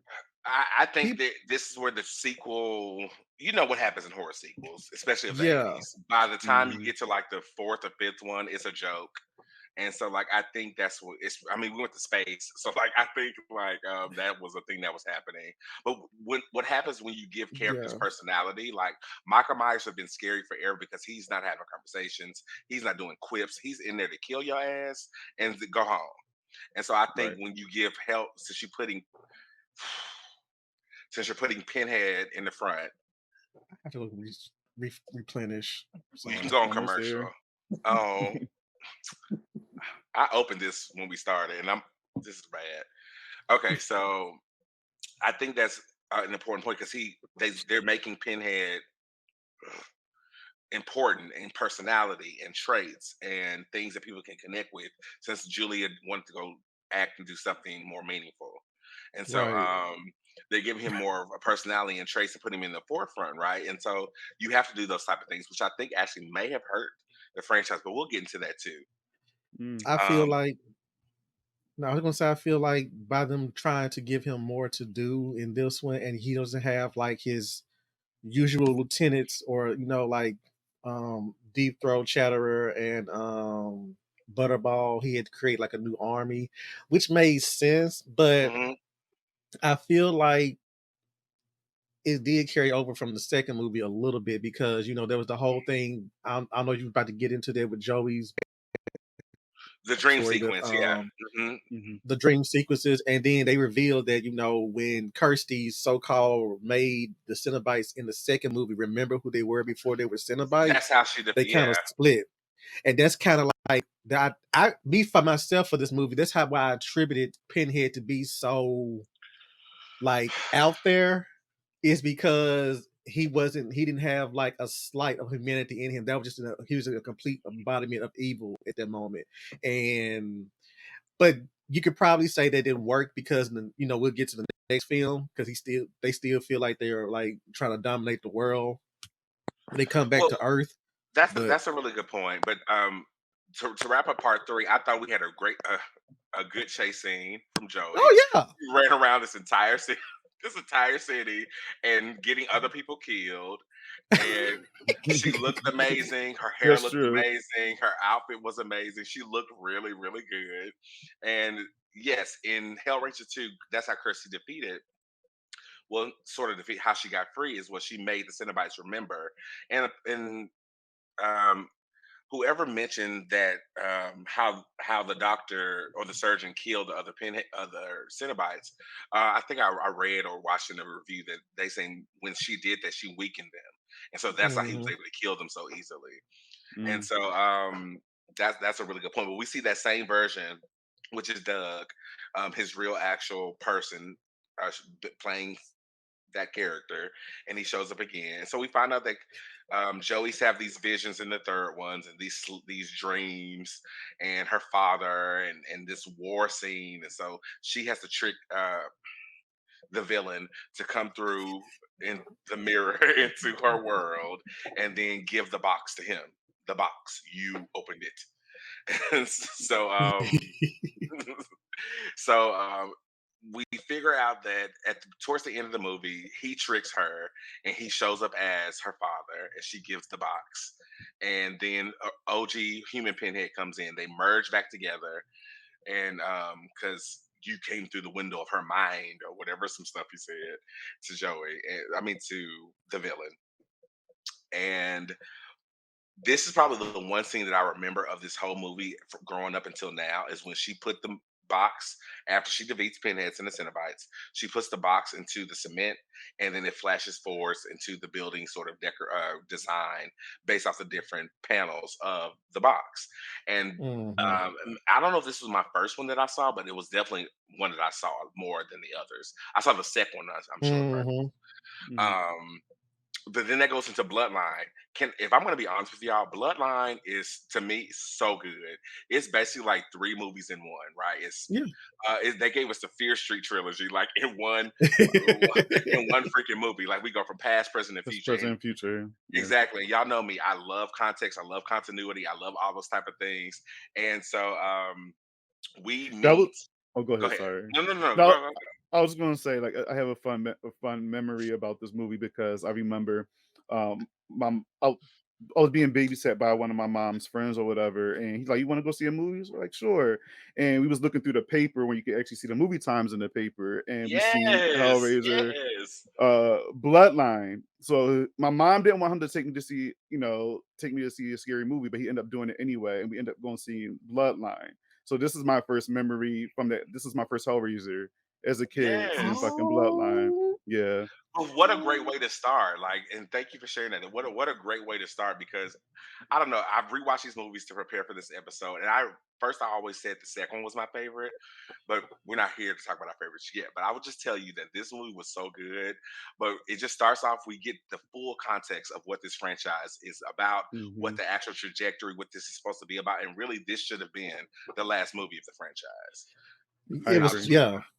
so we meet toy maker, super talented Philippe Lemarchand, and he makes this toy box. He's commissioned by Duke Dele Al. I think that's how you say it. I'm not sure, Yeah, I was trying to pronounce that to do, yeah. but he's this rich white guy. You know, no offense to that, but he's one of those. He's an aristocrat, and he is a sorcerer. So okay, you got a sorcerer involved. You are winning with me, and so he creates this box. He gives him his coin. He's like, "Thank you. See you later. Bye." But what does Philippe do? He says, "I want to know what this box does," because when he tries to show his wife in the beginning of this movie, she was like, what does it do?" And he got pissed. Exactly. He got real mad. He got real mad. Okay, and so he peeks through the window. So this scene, I forgot this scene after rewatching, but after rewatching it, let me tell you what Duke did. He was wearing these spells out. He he he took first before we get to the spell word. He brought gorgeous Angelique into this home who hasn't eaten, I assume, in weeks because he had this full spread out. And she was like, she didn't even look at him really when she walked in. She was looking at this food. I don't know if Mhm. y'all picked that. She was hungry boots. And so Yeah. when he was like, help yourself, she was going in on this food. And then what is his name? Oh my God. Oh my God. Oh my God. Oh my God. Oh my God. What is his name? Who's in this? Jacques. Jacques is played by he's really big Tom now. Scott. Tom Yeah. Scott. So like, okay, shout out to Tom Scott for doing horror back in your heyday. And I think he's done some in the present too. But anywho, so he is like the magician's assistant or whatever. And so um, Angelique is eating this food, and I'm only mentioning this because it was such a great opening and such a great scene. Angelique is tearing up this food, and now they're about to get really kinky. So he does some magic tricks for her, like a little street magician, to make these little sashes come up. He tied her to the chair. She's like, "Why are you tying this up so you won't bruise?" At that moment, Angelique, you should have actually paused what's going on. Mm-hmm. But she was so enamored by everything else, and she's eating, right? So she's eating. So that's when she gets choked out, and then her neck gets snapped. So this is when the movie really turns up. He takes her body. He goes through this whole surgical process, and I love the montage of preparing the skin and the ritual to be ready to perform the spell to create a demon. I was just enthralled. I loved it. I loved every scene of it. And so we hang up this flesh because in discard of the body, but use the blood. And he goes through this huge spell, and his assistant is terrified. And um, what I thought was cool was like how authentic it was. Like he named her, he showed her reflection in the mirror, establishing control and dominance over her. And then we got some more lore about how the rules work and about not standing in the way of in Hell's way.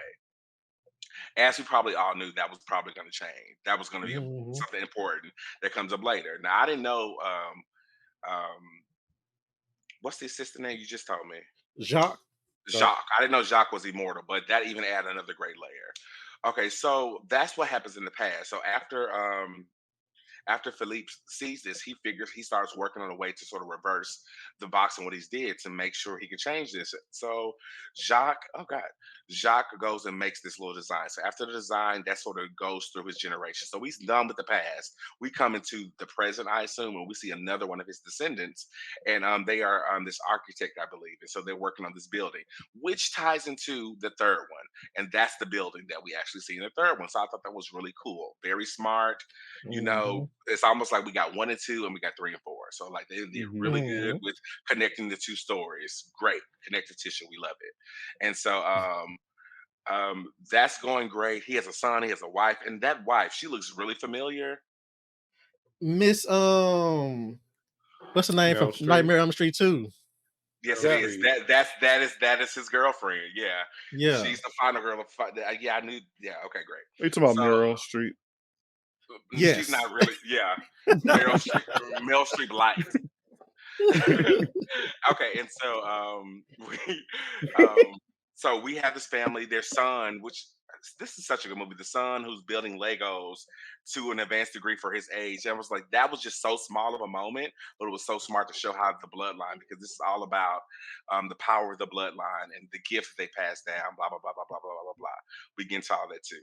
So then we figure out that Angelique is still alive in the present, and she's this bad, sexy demoness, and she is still with Jacques. And then she was like, "Oh, the merchant, the toy maker," and they wouldn't even call him by his name; they would just call him the toy maker, like he was just some Mhm. throwaway person, which I love. And so the toy maker's still alive. So Angelique decides to come to the states to kill him, but Jacques was not for it, which stands in one of the first rules of the order. So she kills Jacques, comes there, sort of. I don't know if she sort of bewitches Mhm. the descendant, but he really is connected to her. And so yeah, so she sort of bewitches him. They get this connection. He starts to work on this design. Now, this is where I get upset with this movie because Pinhead comes in. He comes in and he's like, she looks at him and is like, "Why are you looking like that?" Basically, and it was like things have changed in hell since she was there. I didn't understand that there was a hierarchy in this world, but apparently she's the princess of hell, which you wouldn't be treating her like that if she was Mhm. princess. Even if you are the high priest, she is the princess. So like, I had an attitude with how she was sort of. Seriously, had an attitude how she was sidelined because if that was in 2023. She would have killed him. But It Yeah. also confused me because I'm like, didn't Pinhead become a Cenobite like way after she was even Yeah, but a she was thing? Mm. already gone though. She was already gone. She was already gone. You know what I'm that's saying? true. So But That's how she you true. know was who I gone. am? He knows his history. You always know who come before you now. Come Real on. recognizes real. But I, don't call me princess. Oh, go ahead. Go ahead, Alex. for me, like their whole dynamic, like it felt like there was some like sexual tension between them two. That's yeah.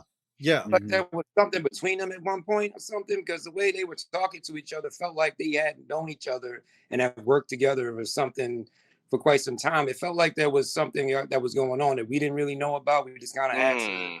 read between the Yeah. lines. Every time I watch, like, what is the dynamic between y'all? Like, what's going on between them two? I, And like when he took his nail and like pulled her flesh down a little bit, that right there, like, Hot. let me know that and something was going on between them for a little bit. Mhm. That's just yeah. between them.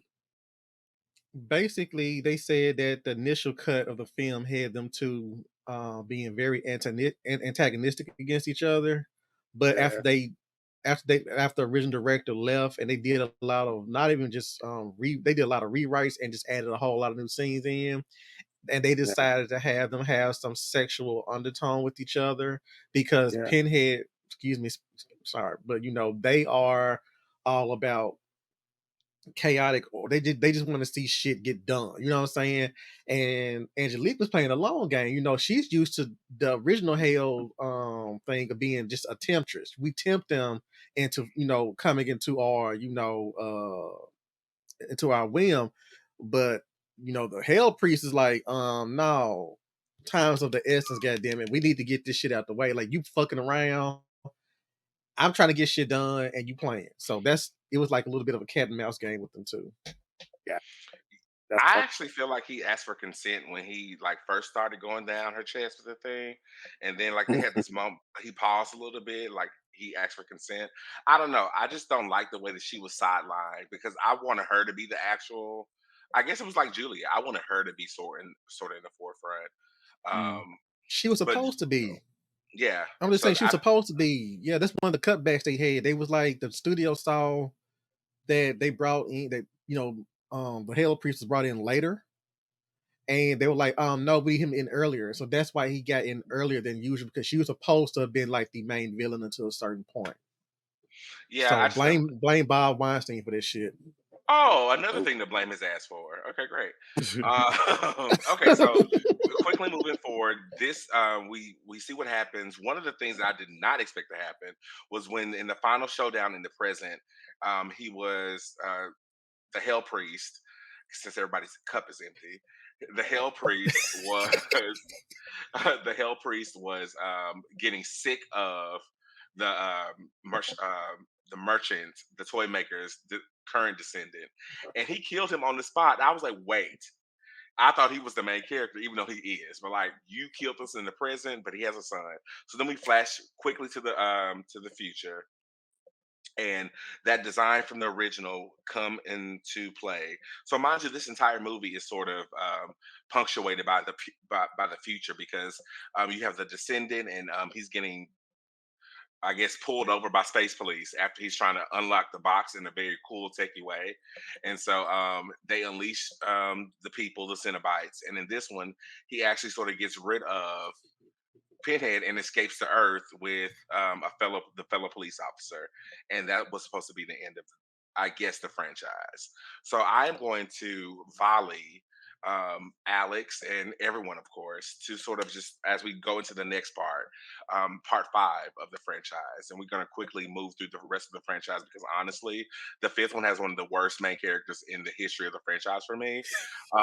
He is an awful person, and everything that happens to him, he deserves, and I'll die on Yeah, that hill.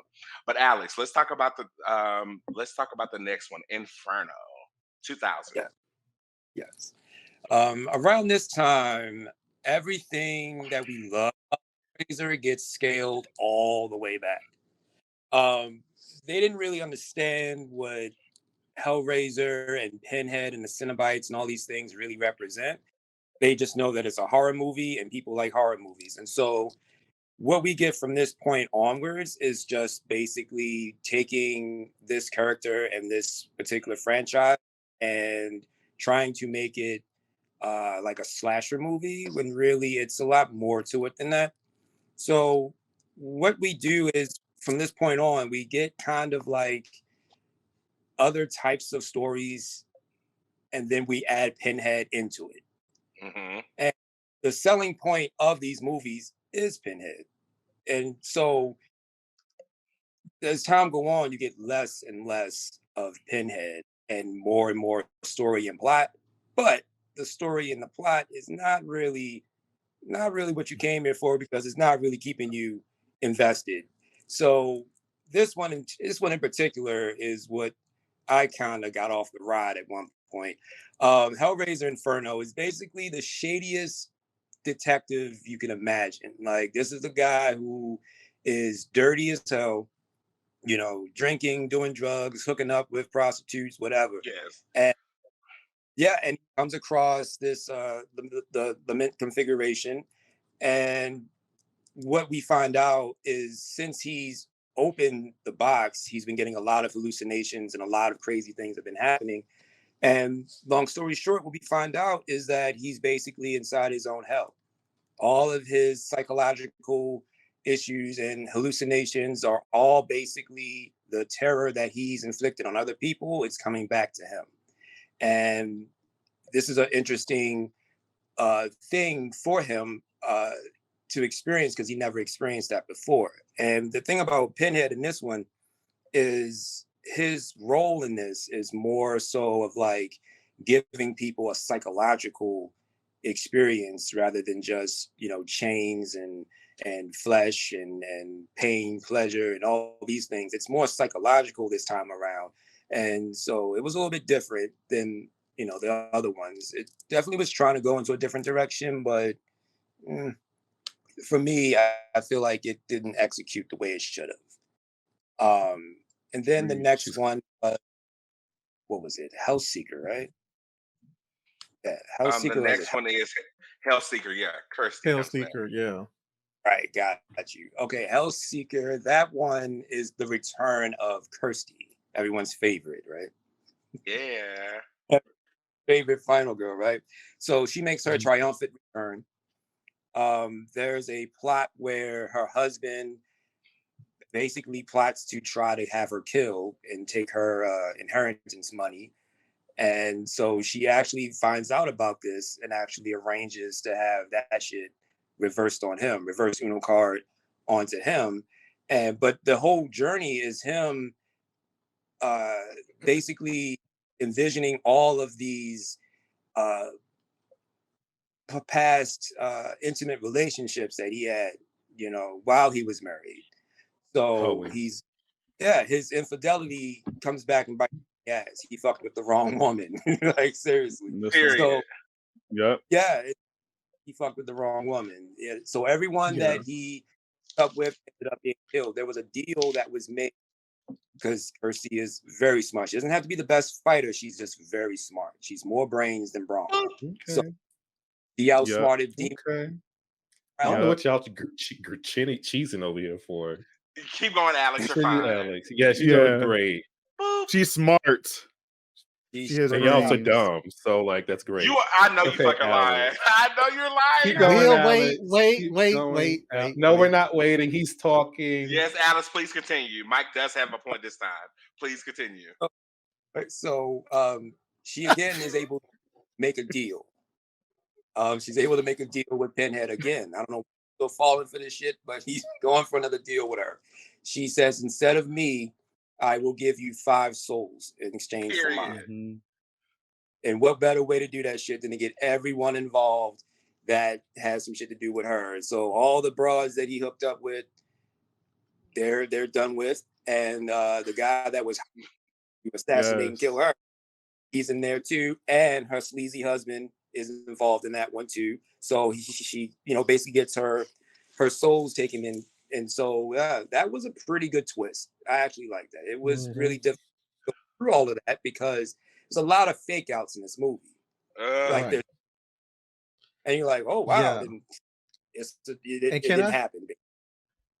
And can I say that they got the worst person to do this damn. I would have rather went down this path with Craig Sheffer than Dean Winters because he was just there. He was just there, just looking. His reactions were just dead. It was just like, dude, so you just Yeah. showed up to Who's Dean set for a Winters? paycheck today. That's He was before horrible. Oz. True.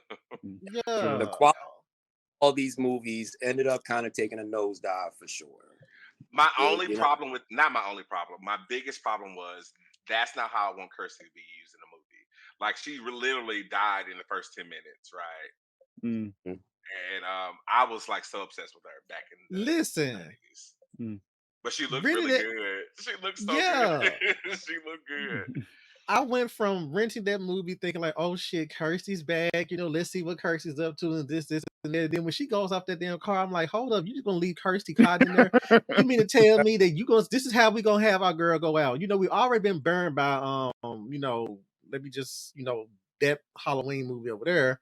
But I was like, how y'all gonna do my girl like this? You know, and so, but then to see the plot twist at the end, I'm like, there you go. But I'd Come been on, like Kirsty. more happy. I'd been more happy to see her more throughout the film than just really as a cameo, if you ask me.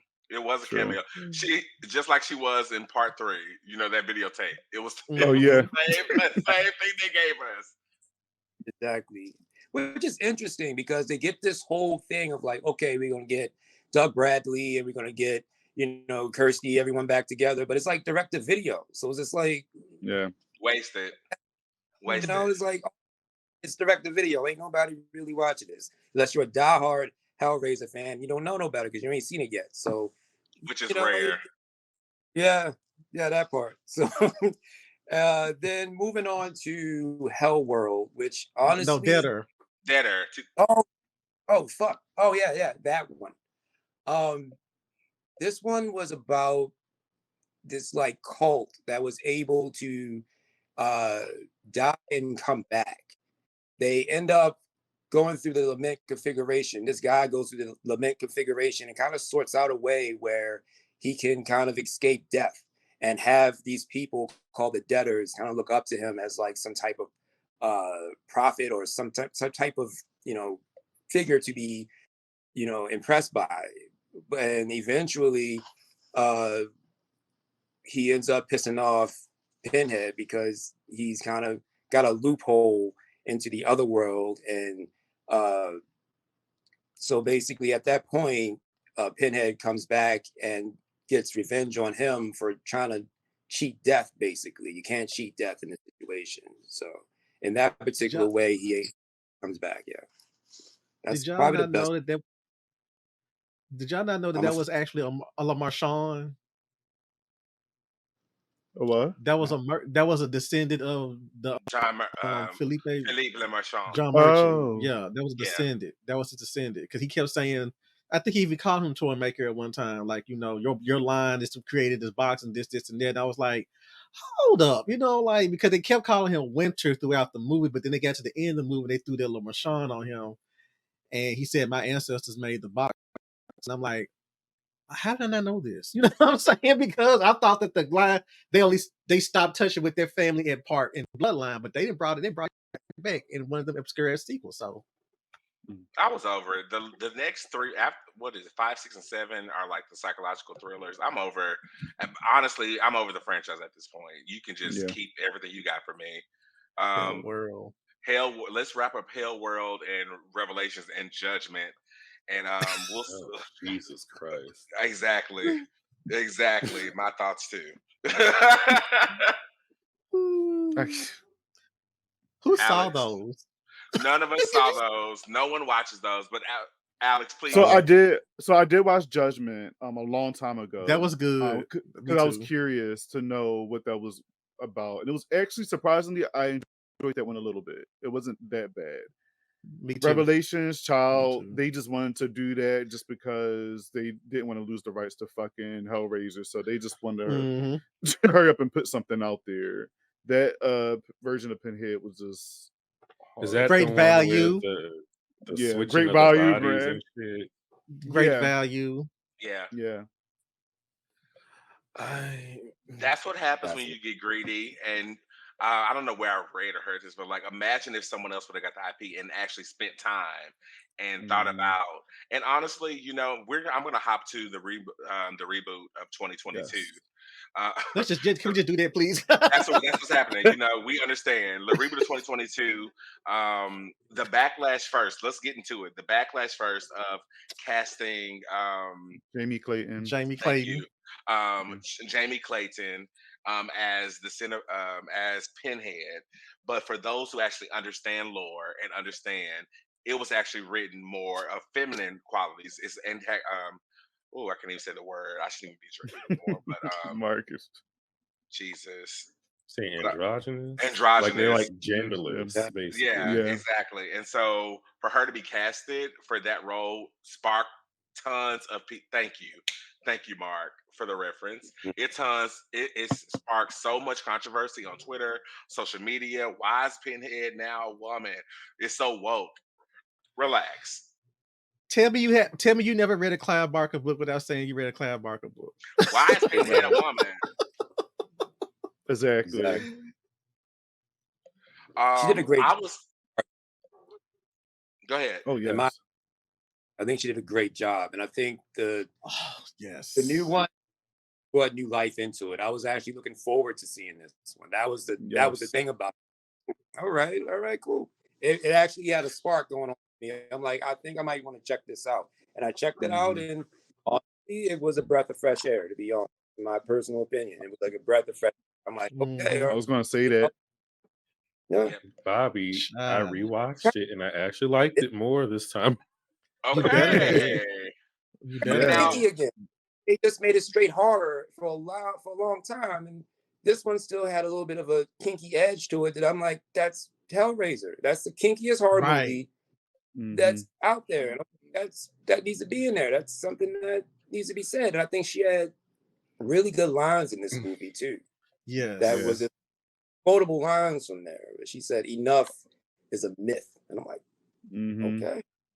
What So is What it is you it pray you pray for? for? yes. So I was sort She of was mixed, right? I was sort of mixed on like the movie itself and was mixed. Like I gave her some hard times because I didn't feel the menacingness that Doug brought to the role, but that's actually okay, right? That's okay because that sensualness and because sometimes there's something really scary about the calmity of delivery of lines, right? Like when you're Hmm. so calm and so peaceful in that delivery, it's scary. It's really Very. scary, very scary. And she was Mhm. actually almost sort of graceful in the way that she moved No as expression. Because yeah. when you see Pinhead, like you can see his facial mood, like he smiles and stuff. It was just a blank. Hmm. She just talking. It's no expression. No, you can't tell she's excited, angry, frustrated, nothing. It was just Yeah. expressionless, and it I made it more scarier. agreed. I enjoyed how she sort of floated around. Mhm. Yes, I miss Doug's menacingness to it, but if we're doing a complete reboot and a reimagining what this character looks like, and me and Bobby had a round on social media about this her portrayal of those things, and so Oh I yeah. recant some of my statements. Like she actually did get in there and Oh, yes, I know I can admit when there's alternative opinions that actually outweigh mine, and so that's good to know. Noted. Noted. yeah, noted, Can you? It's Let's stop. notated. It's notated Yeah, down. noted, sweetie. It's noted. Also, like, I really actually enjoyed her performance. I still like Doug more, but she was great. I actually like the lead of this one a lot. Mm. Um, I love the idea of her brother and his Funky. partner, and he come to check on her. And my favorite thing of this movie was the diary, the book that sort of broke down the configuration and talked about all those things. I was like, yes, that stuff matters, and I want that book in my home immediately. Yes. Mhm. yeah. Yeah. And It what Yes, was. else? she It was like a a. good lore. I like it. Hmm. Mhm. Yeah, it was small At, details. at first, I did. Oh, Yeah. go ahead, Alex. Sorry. Go No, ahead. Go no, go ahead. ahead. What I want to point out real quick was her design was a lot different. The Cenobites designs was a lot different. It felt like it was more armor this time around, but yet it was like flesh almost. Ooh. Mhm. And her pins weren't nails; they were like the pins that you use for like sewing and knitting and things like that. That I Yes. thought Hmm. was so like her look was completely different but similar in the same time. Like I think they did a great job, and she's hot. Yeah. Like they made her. She is. Yeah, it is. I think they did a great job with That that. voice, man. That voice it- is just Yeah. woo. I'm still. And all I'm the looking. Cenobites that Vapors. I mean, all those Cenobites did their thing. I mean, they even like redid certain takes of the original ones. You know what I'm Yeah, saying? Yeah. Chatterer was in there. Yeah, There's and always a new Chatterer. Yeah, we even got our first black Cenobite that we've seen on TV Thank on you. screen, and that was Yeah. And beautiful, Asian, you know, right? We had an and Asian one Asian. too. Oh, and that Asian one was bad. I Listen, knew Yeah. her. Yeah. yes. And they actually, if you look at the other Cenobites, they actually had pins on them too. Like I was looking Yeah. at Yeah. their look, and they actually had pins on them. I was like, okay, Maybe I it's like that. technology. Maybe it's I don't know, but the design aesthetic for all of them just seemed very clean, even though it wasn't right. It just seemed really clean. And I'm sorry, graceful is the only word I could think of. She just how poised Right. and beautiful she was as Pinhead was really cool to do. Yeah. And I thought this was a good final girl. I thought I wouldn't mind seeing her more, and I think she's in Mhm. a Ryan a TV show that we watch a lot, new season. Yeah. Oh, I didn't know how I felt about her. Like I watched it a couple times. And I did like her a little bit more than the first time, Mhm. first watch. I was still trying to fill her out because it was just a lot going on, and I'm also tired of the main character going through addiction all the time to further the plot a lot in most of these movies. So I mean, I liked her, but I'm just like, okay, I just I want ain't like something her. new. of course. I agree. Just based on things she did, but I will say, I think my not issue, but the Kirsty thing, because it's not like a slasher, so it's almost like I know she's gonna live the first movie, so I'm not really questioning that. So it's kind of why I felt the way I did. This one, though, her friends are going through it and they dying one by one, so I almost feel Yes. like that's more of a like a final girl situation. Okay. Mhm. right. Okay. Right. That's fair. Even though she didn't wash in this movie and she was annoying as hell, but you know, Yeah, her brother was actually really not. Well, no, the brother's partner. I liked him Oh a lot yeah, actually, and I like him in most things he's Yeah, in. But yeah, Colin, I yeah, like them. yeah. I liked him. I liked his role because you thought he was going to just be like a side character, but as the movie went on, his role Right. became more prominent. You know, Black survivor in a Hellraiser movie. Woo! Where do we see that at? Where do we see that at? Um, And we thought he was Alex, going to get it because he was getting fucked up with yeah, those he was getting fucking fucked up though. yeah, wires. yeah. We'll talk about this in a moment, but I want to talk about well, should we get a sequel to that, or are we done? Yes, Yeah, Is Hellraiser done? 100%. Okay, with the Yeah, same because survivors. yes, we should. I wouldn't mind because it opened up a world to what the limit configuration could do now. Because now Right. they're also introducing new rules that we wasn't Yes. introduced to in the before, you know. So I'm just like, okay, I want to know more about this. So I just want them to get a sequel so we can know more about that. And I want to Mhm. know Right. the villain, the I forgot his name already, but they turn him Voight into or something like. yeah, Void. Joel, Like a Chanel. yeah, Yeah, he yeah. was, At the yeah. end, when they were like Yeah, fucking him up and turning him into a Cenobite, I was like, yes, this is perfect. yeah, So I want Mhm. to see more of that. This is a great launching for the friend. Like, I wish we yeah. could requel from the fourth on or something, like, and just erase the rest of the stuff we got, or just start all the way over. But we'll talk about that when we get to our rankings. Alex, I think it's time for you to return to the hell seat, and this time you're with me and Michael. Uh-oh. All right. We're gonna pray for you. Yeah.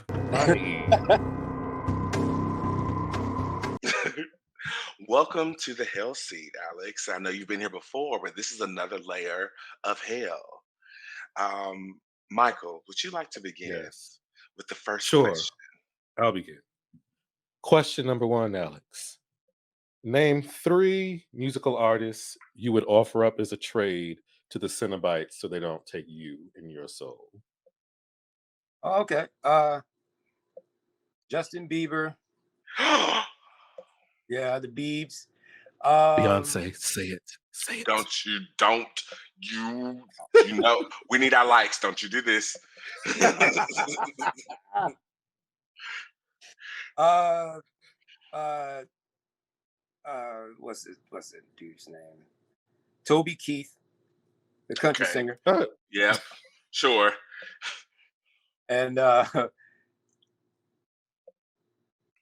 James Aldean. Oh, Oh. okay. Okay. We'll take it. Jay- Uh, Sorry, Jay. Yeah, you can take Jason, him. yeah. Jason Aldean. Okay. Yeah. okay.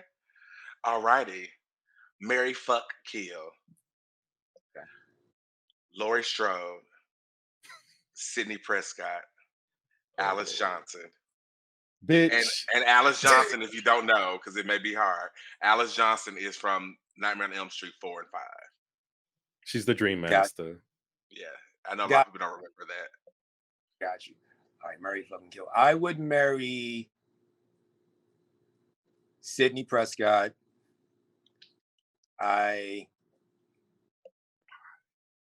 You're gonna die. You're Why? a hated You bitch. know? You're a hater. Somebody got to die. Somebody got to die. Shit. I would marry Sidney Prescott. I would fuck Laurie Strode, and I would kill Alice. I understand that. Okay, so that feels authentic. I'm done with you, Alex. I actually have no further questions. I get it. You have to choose someone that nobody would miss. So I get it. I'm confused. I have a question though. Why marry the person who has people dying around her left and right for Hey man, decades? it's worth.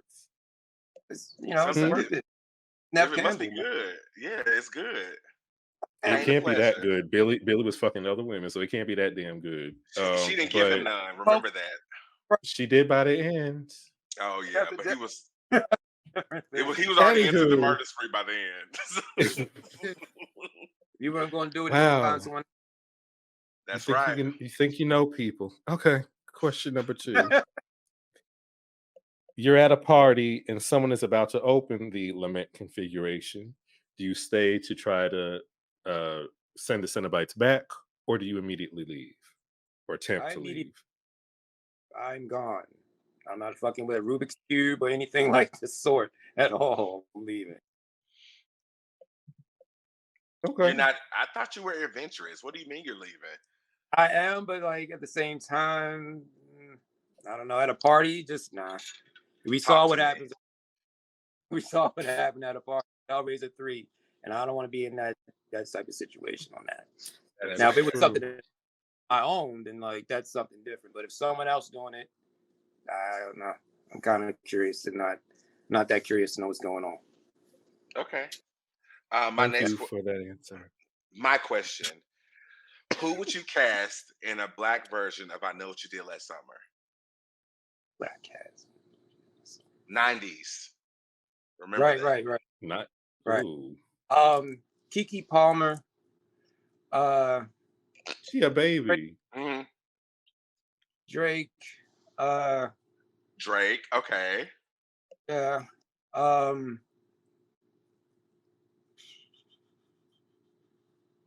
Megan Good. Okay. Yeah. She would play the sister, the older sister. Elsa, the bitch. Yes, Queen. The queen. a bitch. Drake would be Freddie Prinze Jr.'s character. Absolutely. Ray. Of course he is. Kiki Palmer would be our Jennifer Love Hewitt. She'll be Okay. that character. Main one. I'll have her be the main one, the main character. Then The most important I'll character.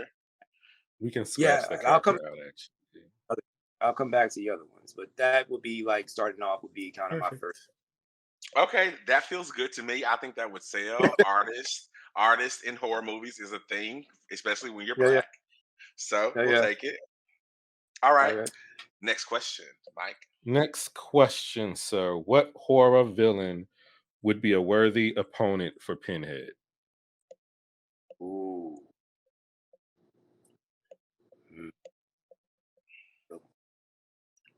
Pinhead versus Candyman. Yeah.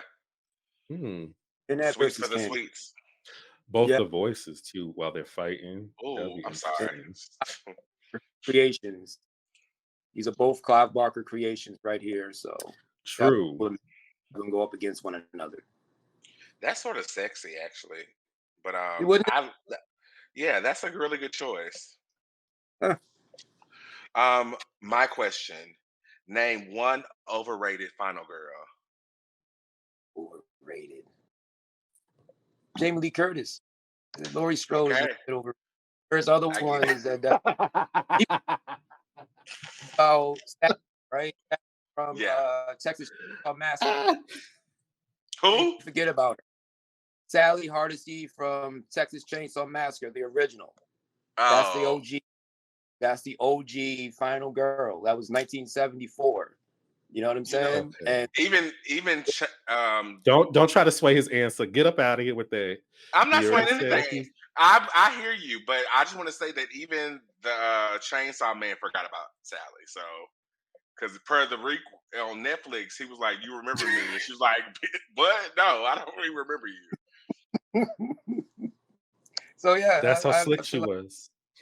I feel like Jamie Lee Curtis gets a lot of credit, and I think she does, but I think that we tend to forget the other ones that I came agree with before. that. Black Black Christmas that came out 4 years before Halloween. You know what I mean? So Hmm. we had a few. That was that was a very strong hill to die on, and if you receive hate mail from that, Scream Kings is not actually protecting or no, that's fine. That was a ballsy answer. It was, and I loved it. Michael, you're There we go. next. Oh, that gave me so much joy. Hold on one Of course you sec. did, bastard. What what is another franchise Kirsty Cotton would have survived in?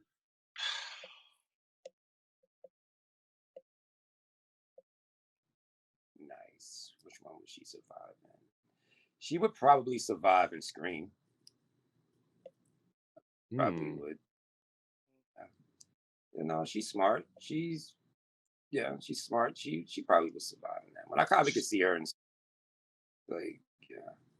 You know what? Now that you say that, she could look wise. I could see her if Nev Campbell wasn't Sydney. I could see her kind of being that character. Yeah. yeah. I could see her in Woodsboro doing some shit. Like Yeah. Being beautiful. Yeah, I can see that. Oh my god. No, that was a really good choice. Yeah. Yeah, no, I'm doing that. Like that would be a good universe for her to transition in. You know, even if she's not being like that character, just They'll have another final girl.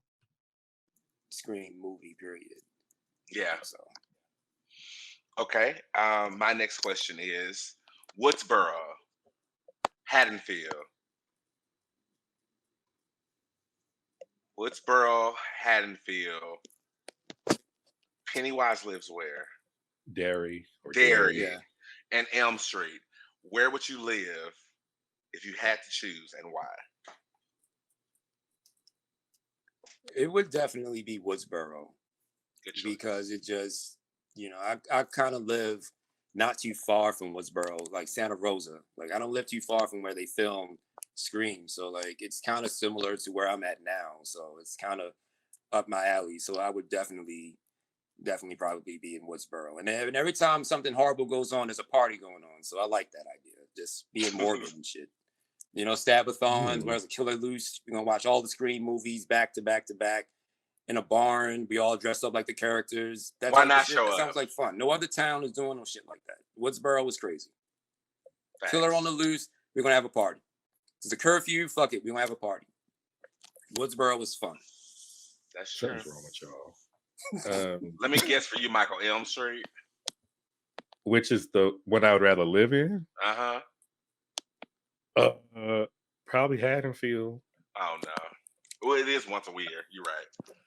Like y'all picking places where shit be going on. I'm not doing that. All right, your next question.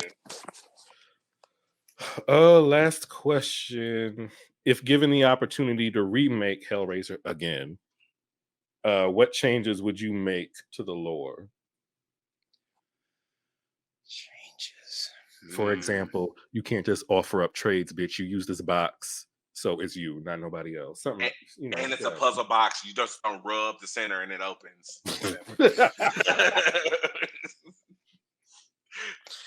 I don't know.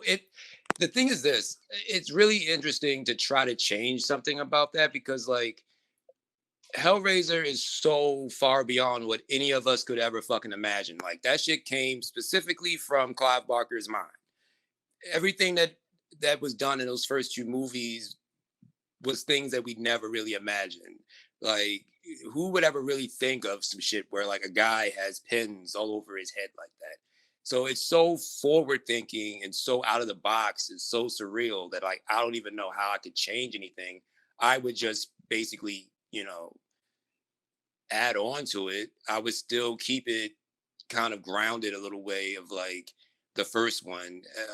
It's definitely I would still just keep it a little bit more on the kinky side because like that's really what those movies are.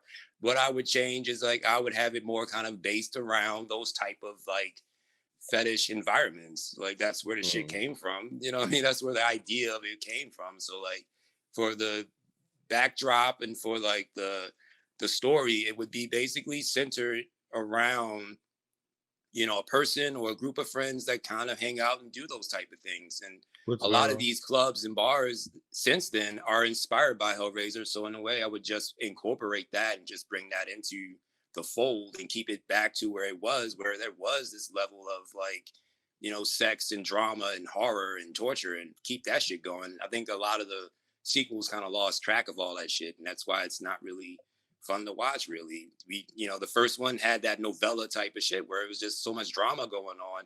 You forgot that there was like Cenobites and shit. I'm like, but I watched it for the first time. I'm like, when did the Cenobites show up? Because Hellraiser, Pinhead's on the cover. You're thinking it's going to be all about these monsters, but the real monsters are this couple here. Really, yeah. Yes. So I would just keep that grounded, where it's just basically sex and drama and horror, torture and things like that. I wouldn't really want to change too much. It's just so much that you probably couldn't even imagine how that would even be made that I could change anything else. I would just kind of keep it grounded and rooted in the shit that came from. So. Great answer. Mhm. I like that. They need a little more kink. hmm We mentioned that earlier. As the series progresses, it loses that edge. It just becomes kill, kill, kill, kill, kill. But they don't really talk about the pleasure side of it too, which could be interesting, especially the second one being in the institute. My last question, I believe, is if you could work with any director and writer on any horror project, who would it be and why? For screenwriter, I definitely would like to work with Kevin Williamson Absolutely. because growing up, he made horror movies cool. So like for my generation growing up, like sure I can watch Nightmare on Elm Street and Jason and Freddy and all that. That was before me. Like Kevin Williamson is like what was needed at that time growing up. That everything since then is what made me a horror fan. He definitely changed how we saw horror movies with Scream and onward. So I definitely, for a screenwriter, it would definitely be Kevin Williamson. For director, it would be Ernest Dickerson. You know, Mm. he's made some of my favorite horror movies, and he's black, and he's still out here doing it. From Spike Lee movies to horror movies, the man is amazing. And him and John Carpenter. Okay. Yes. Yeah. Okay. Okay. I echoed your sentence about Kevin Williamson. A lot of people think I'm just a Scream head because I love Scream, but it's really about that pen on the paper. And Kevin Williamson is an amazing writer. He understands how to write ensembles so well and how to speak the Exactly. language of that to current time and translate that perfectly into film. So he's an amazing suspense writer, and just he gets character development and people, which is what makes Scream such a great franchise, is because of the character development and the people. The faculty, Yeah. Cursed, Yes.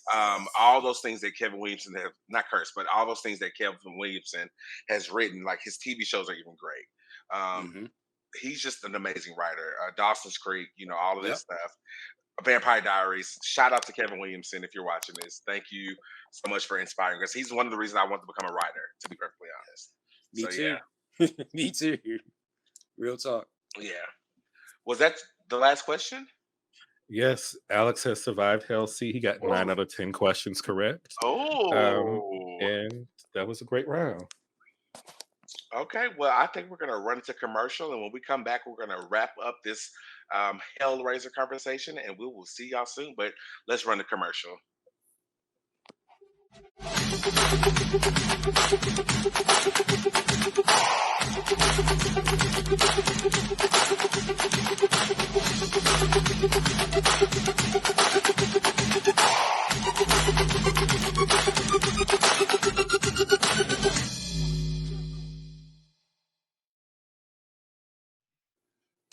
Y'all are so funny, and I'll tell y'all why y'all so funny after we finish tonight. I was just, I was just reading comments, when we were in the Hell Sea. Y'all are so funny. So we're back. Of course, that was TK Publishing. That's my company. If you want a book, you want to write a book, talk to me. We can get all that done. Blah blah blah. Okay, so let's just jump right into. This is gonna be weird because it feels like the majority of us likes 1 through 4 in the final movie, right? The one that just recently came out. I like So 1, 2, 3 in the remake, and that's it. okay, well, let's just jump into our rankings. Michael, pop us off. I'm going through. Okay, so the last ones are the ones I did not bother watching. So Revelations is last, Hell World, Judgment, Debtor, Inferno, Hellseeker is 6 just because it has Kirsty in it. And I like the revenge aspect of that because I did watch the video you sent, so I got the plot of all the movies. Then I put Bloodline. Then 2022, the remake, Hell on Earth, Hellraiser, and Hellbound is the first on my list. Okay, so what was your top one, Michael? Hellbound, Part 2. Hellbound. That's fair. Okay. No, nothing to say. Clive Barker was still around, so I'm happy. Okay. Alex, as our guest of honor, give us your ranking of this franchise. I'll give you my top 5. Yes, that'll work. The first one, Hellbound. I'm gonna put the remake as top 3, and then I'll do Bloodline, and then I'll do Hell World. Oh. Top 5. Okay. You are very ballsy, and I love that. Mark? Hellworld's the game one, right? Yes, that's the one where it doesn't really matter to the end when he shows up. Which is a cool concept because they solved the box by like playing online. And then you're already in the game by that point, So that was a pretty cool idea. It was a pretty cool concept. Yeah, it reminds me of American Horror Stories with Hell House, and they had the video game. The mom was a video game designer, and whoop-de-whoop-de-woo. Mark, give us yours. Okay, since Alex introduced a whole new thing, because I was gonna do a Brian Griffin thing and be like, I didn't watch these two, so they're not. But I'm gonna give y'all my top 5. Basically, it's gonna be at number 5. We're gonna have Bloodline. At number 4, we're gonna have Hellraiser 3, Hell on Earth. At number 2, we're gonna have Hellbound. And at number 1, we're gonna have the original. The remake is at number 6, and everything else falls after that. So, Okay, Bobby, what you talking? I'm gonna do the same thing, top 5, because the rest of them don't matter. Yeah. I'm sorry. No, that's fair. Do it. I just. So number 1 for me is obviously the first film. I usually struggle between part 2 and the first one, but that something about that first one, man, is just dark and just love it. So the first one, then Hellbound, then the remake, well, the reboot, then Hell on Earth, and then Bloodline. So Okay, Bloodline comes last. I love Bloodline, but it's the top 5. You know, that's fair. yeah. Um, for me, I'm gonna kick it off with first place. Gonna go to the original, and then next is gonna go with Bloodline. And I really wanted to do like Bloodline, Hellraiser, then Hellbound, but I was like, Hmm. I don't know, because that first one is definitely a drama, and I love it. It's a soap Yeah. opera. So I'm gonna go with Hellraiser. Actually, Hellraiser, Hellraiser 2, Bloodline, the remake, and then Hell on Earth. Okay. Yeah, Nice. I said this earlier when we were talking about the movies that Bloodline is just like it checks all my boxes. I Hmm. wish they talked about more magic and summoning demons throughout the franchise because that's super important. But yeah, any favorite kills or moments that stand out in the franchise? Alex, let's start with you. It will kind of sound cliche, but the one that's Jesus wept, Frank, his Yeah. Hmm. because like first of all, the thing is, all of that is prosthetic, and they made that really like stretch and move, and you can still see the actor underneath of it, but they did all this really cool special effects for that, and it still sticks in my mind. I'm like, that looks really good. Like, I still watch that first one, and I'm like, they were doing some really good shit. Just yeah, that was my favorite. And he takes his tongue, he lets his tongue out, and he's like, Jesus wept, and just bow. And I've never seen anything like it before. It's really dope. Mhm. I think the original line was supposed to be just "fuck you," but he insisted on changing it on the fly. So I love that. Anybody else? That definitely is high up there just because he's smiling and shit while he's going through Hmm. pain. So I like that. And I also like the Nora kill in the remake when the van is open up in the back and then Top she's like mine. in I was her gonna say world and it. she's bent Yes. back and shit and they then rip her rip. Yeah, that whole moment was good. Excellent, Yeah, That's Bobby. it. I agree. All of part 3, the whole scene, the club joint, that scene right there when everybody was getting fucked up just was insane. Favorite kill. And then also Nora and the remake and just how she was angled with the chains and the hell priestess take the pin out her own head and like put it through her fucking neck and you see it like Yes. going through. Ugh! So all of that was just so good. So good. I'm Mara. sure there's many more.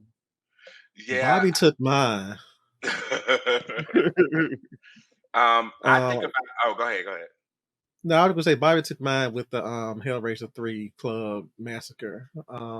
That's my favorite kill because there hasn't been like there's not a lot of like big kills in this franchise. You know what I'm saying?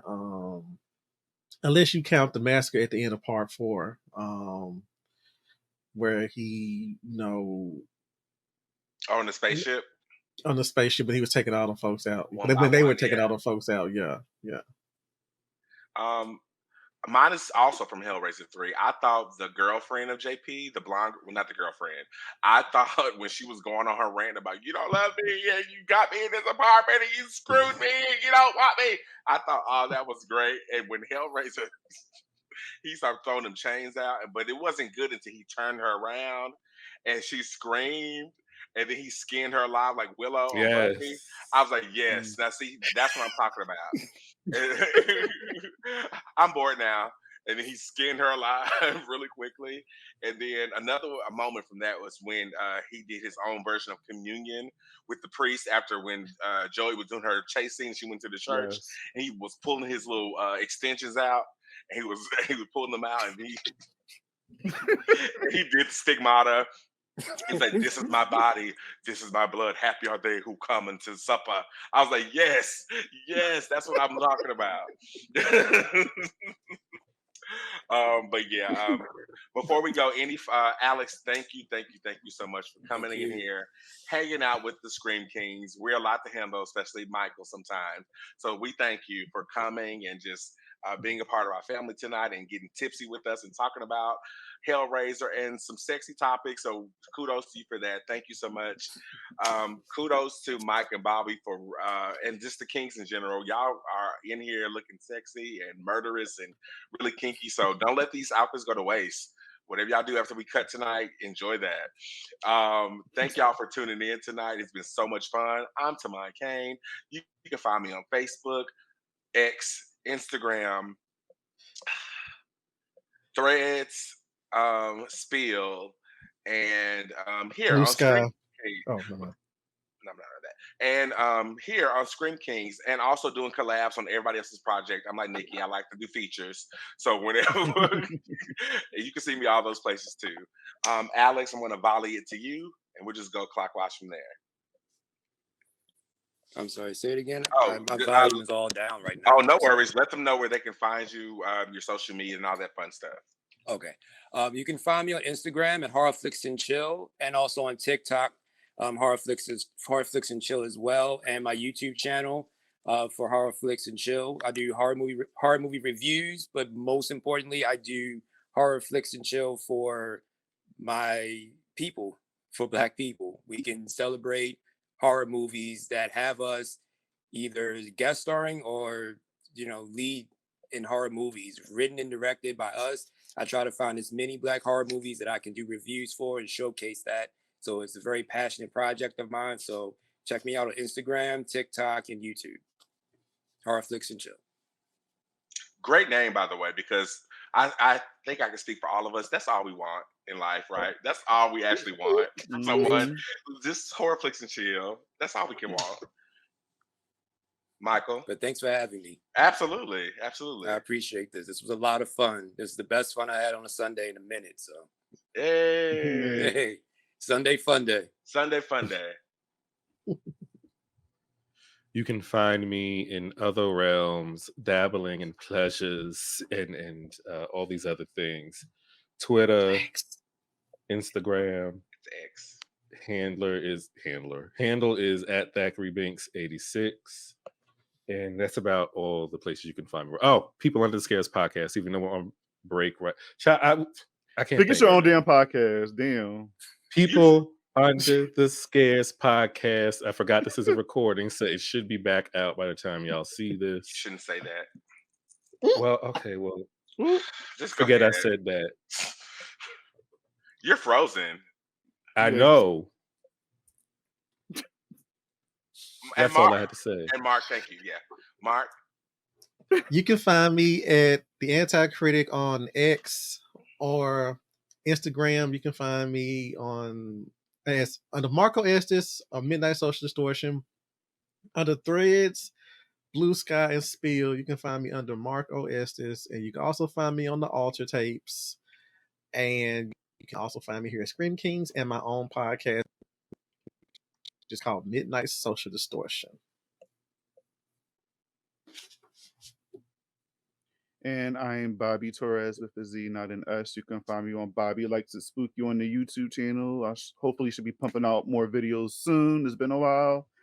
Bobby Torres on Twitter, also known as X, but I'm gonna still call it fucking Twitter because it's always going to be Twitter to me. I'm not on Blue Sky because that's where all the cool kids hang out. So whatever. Spill,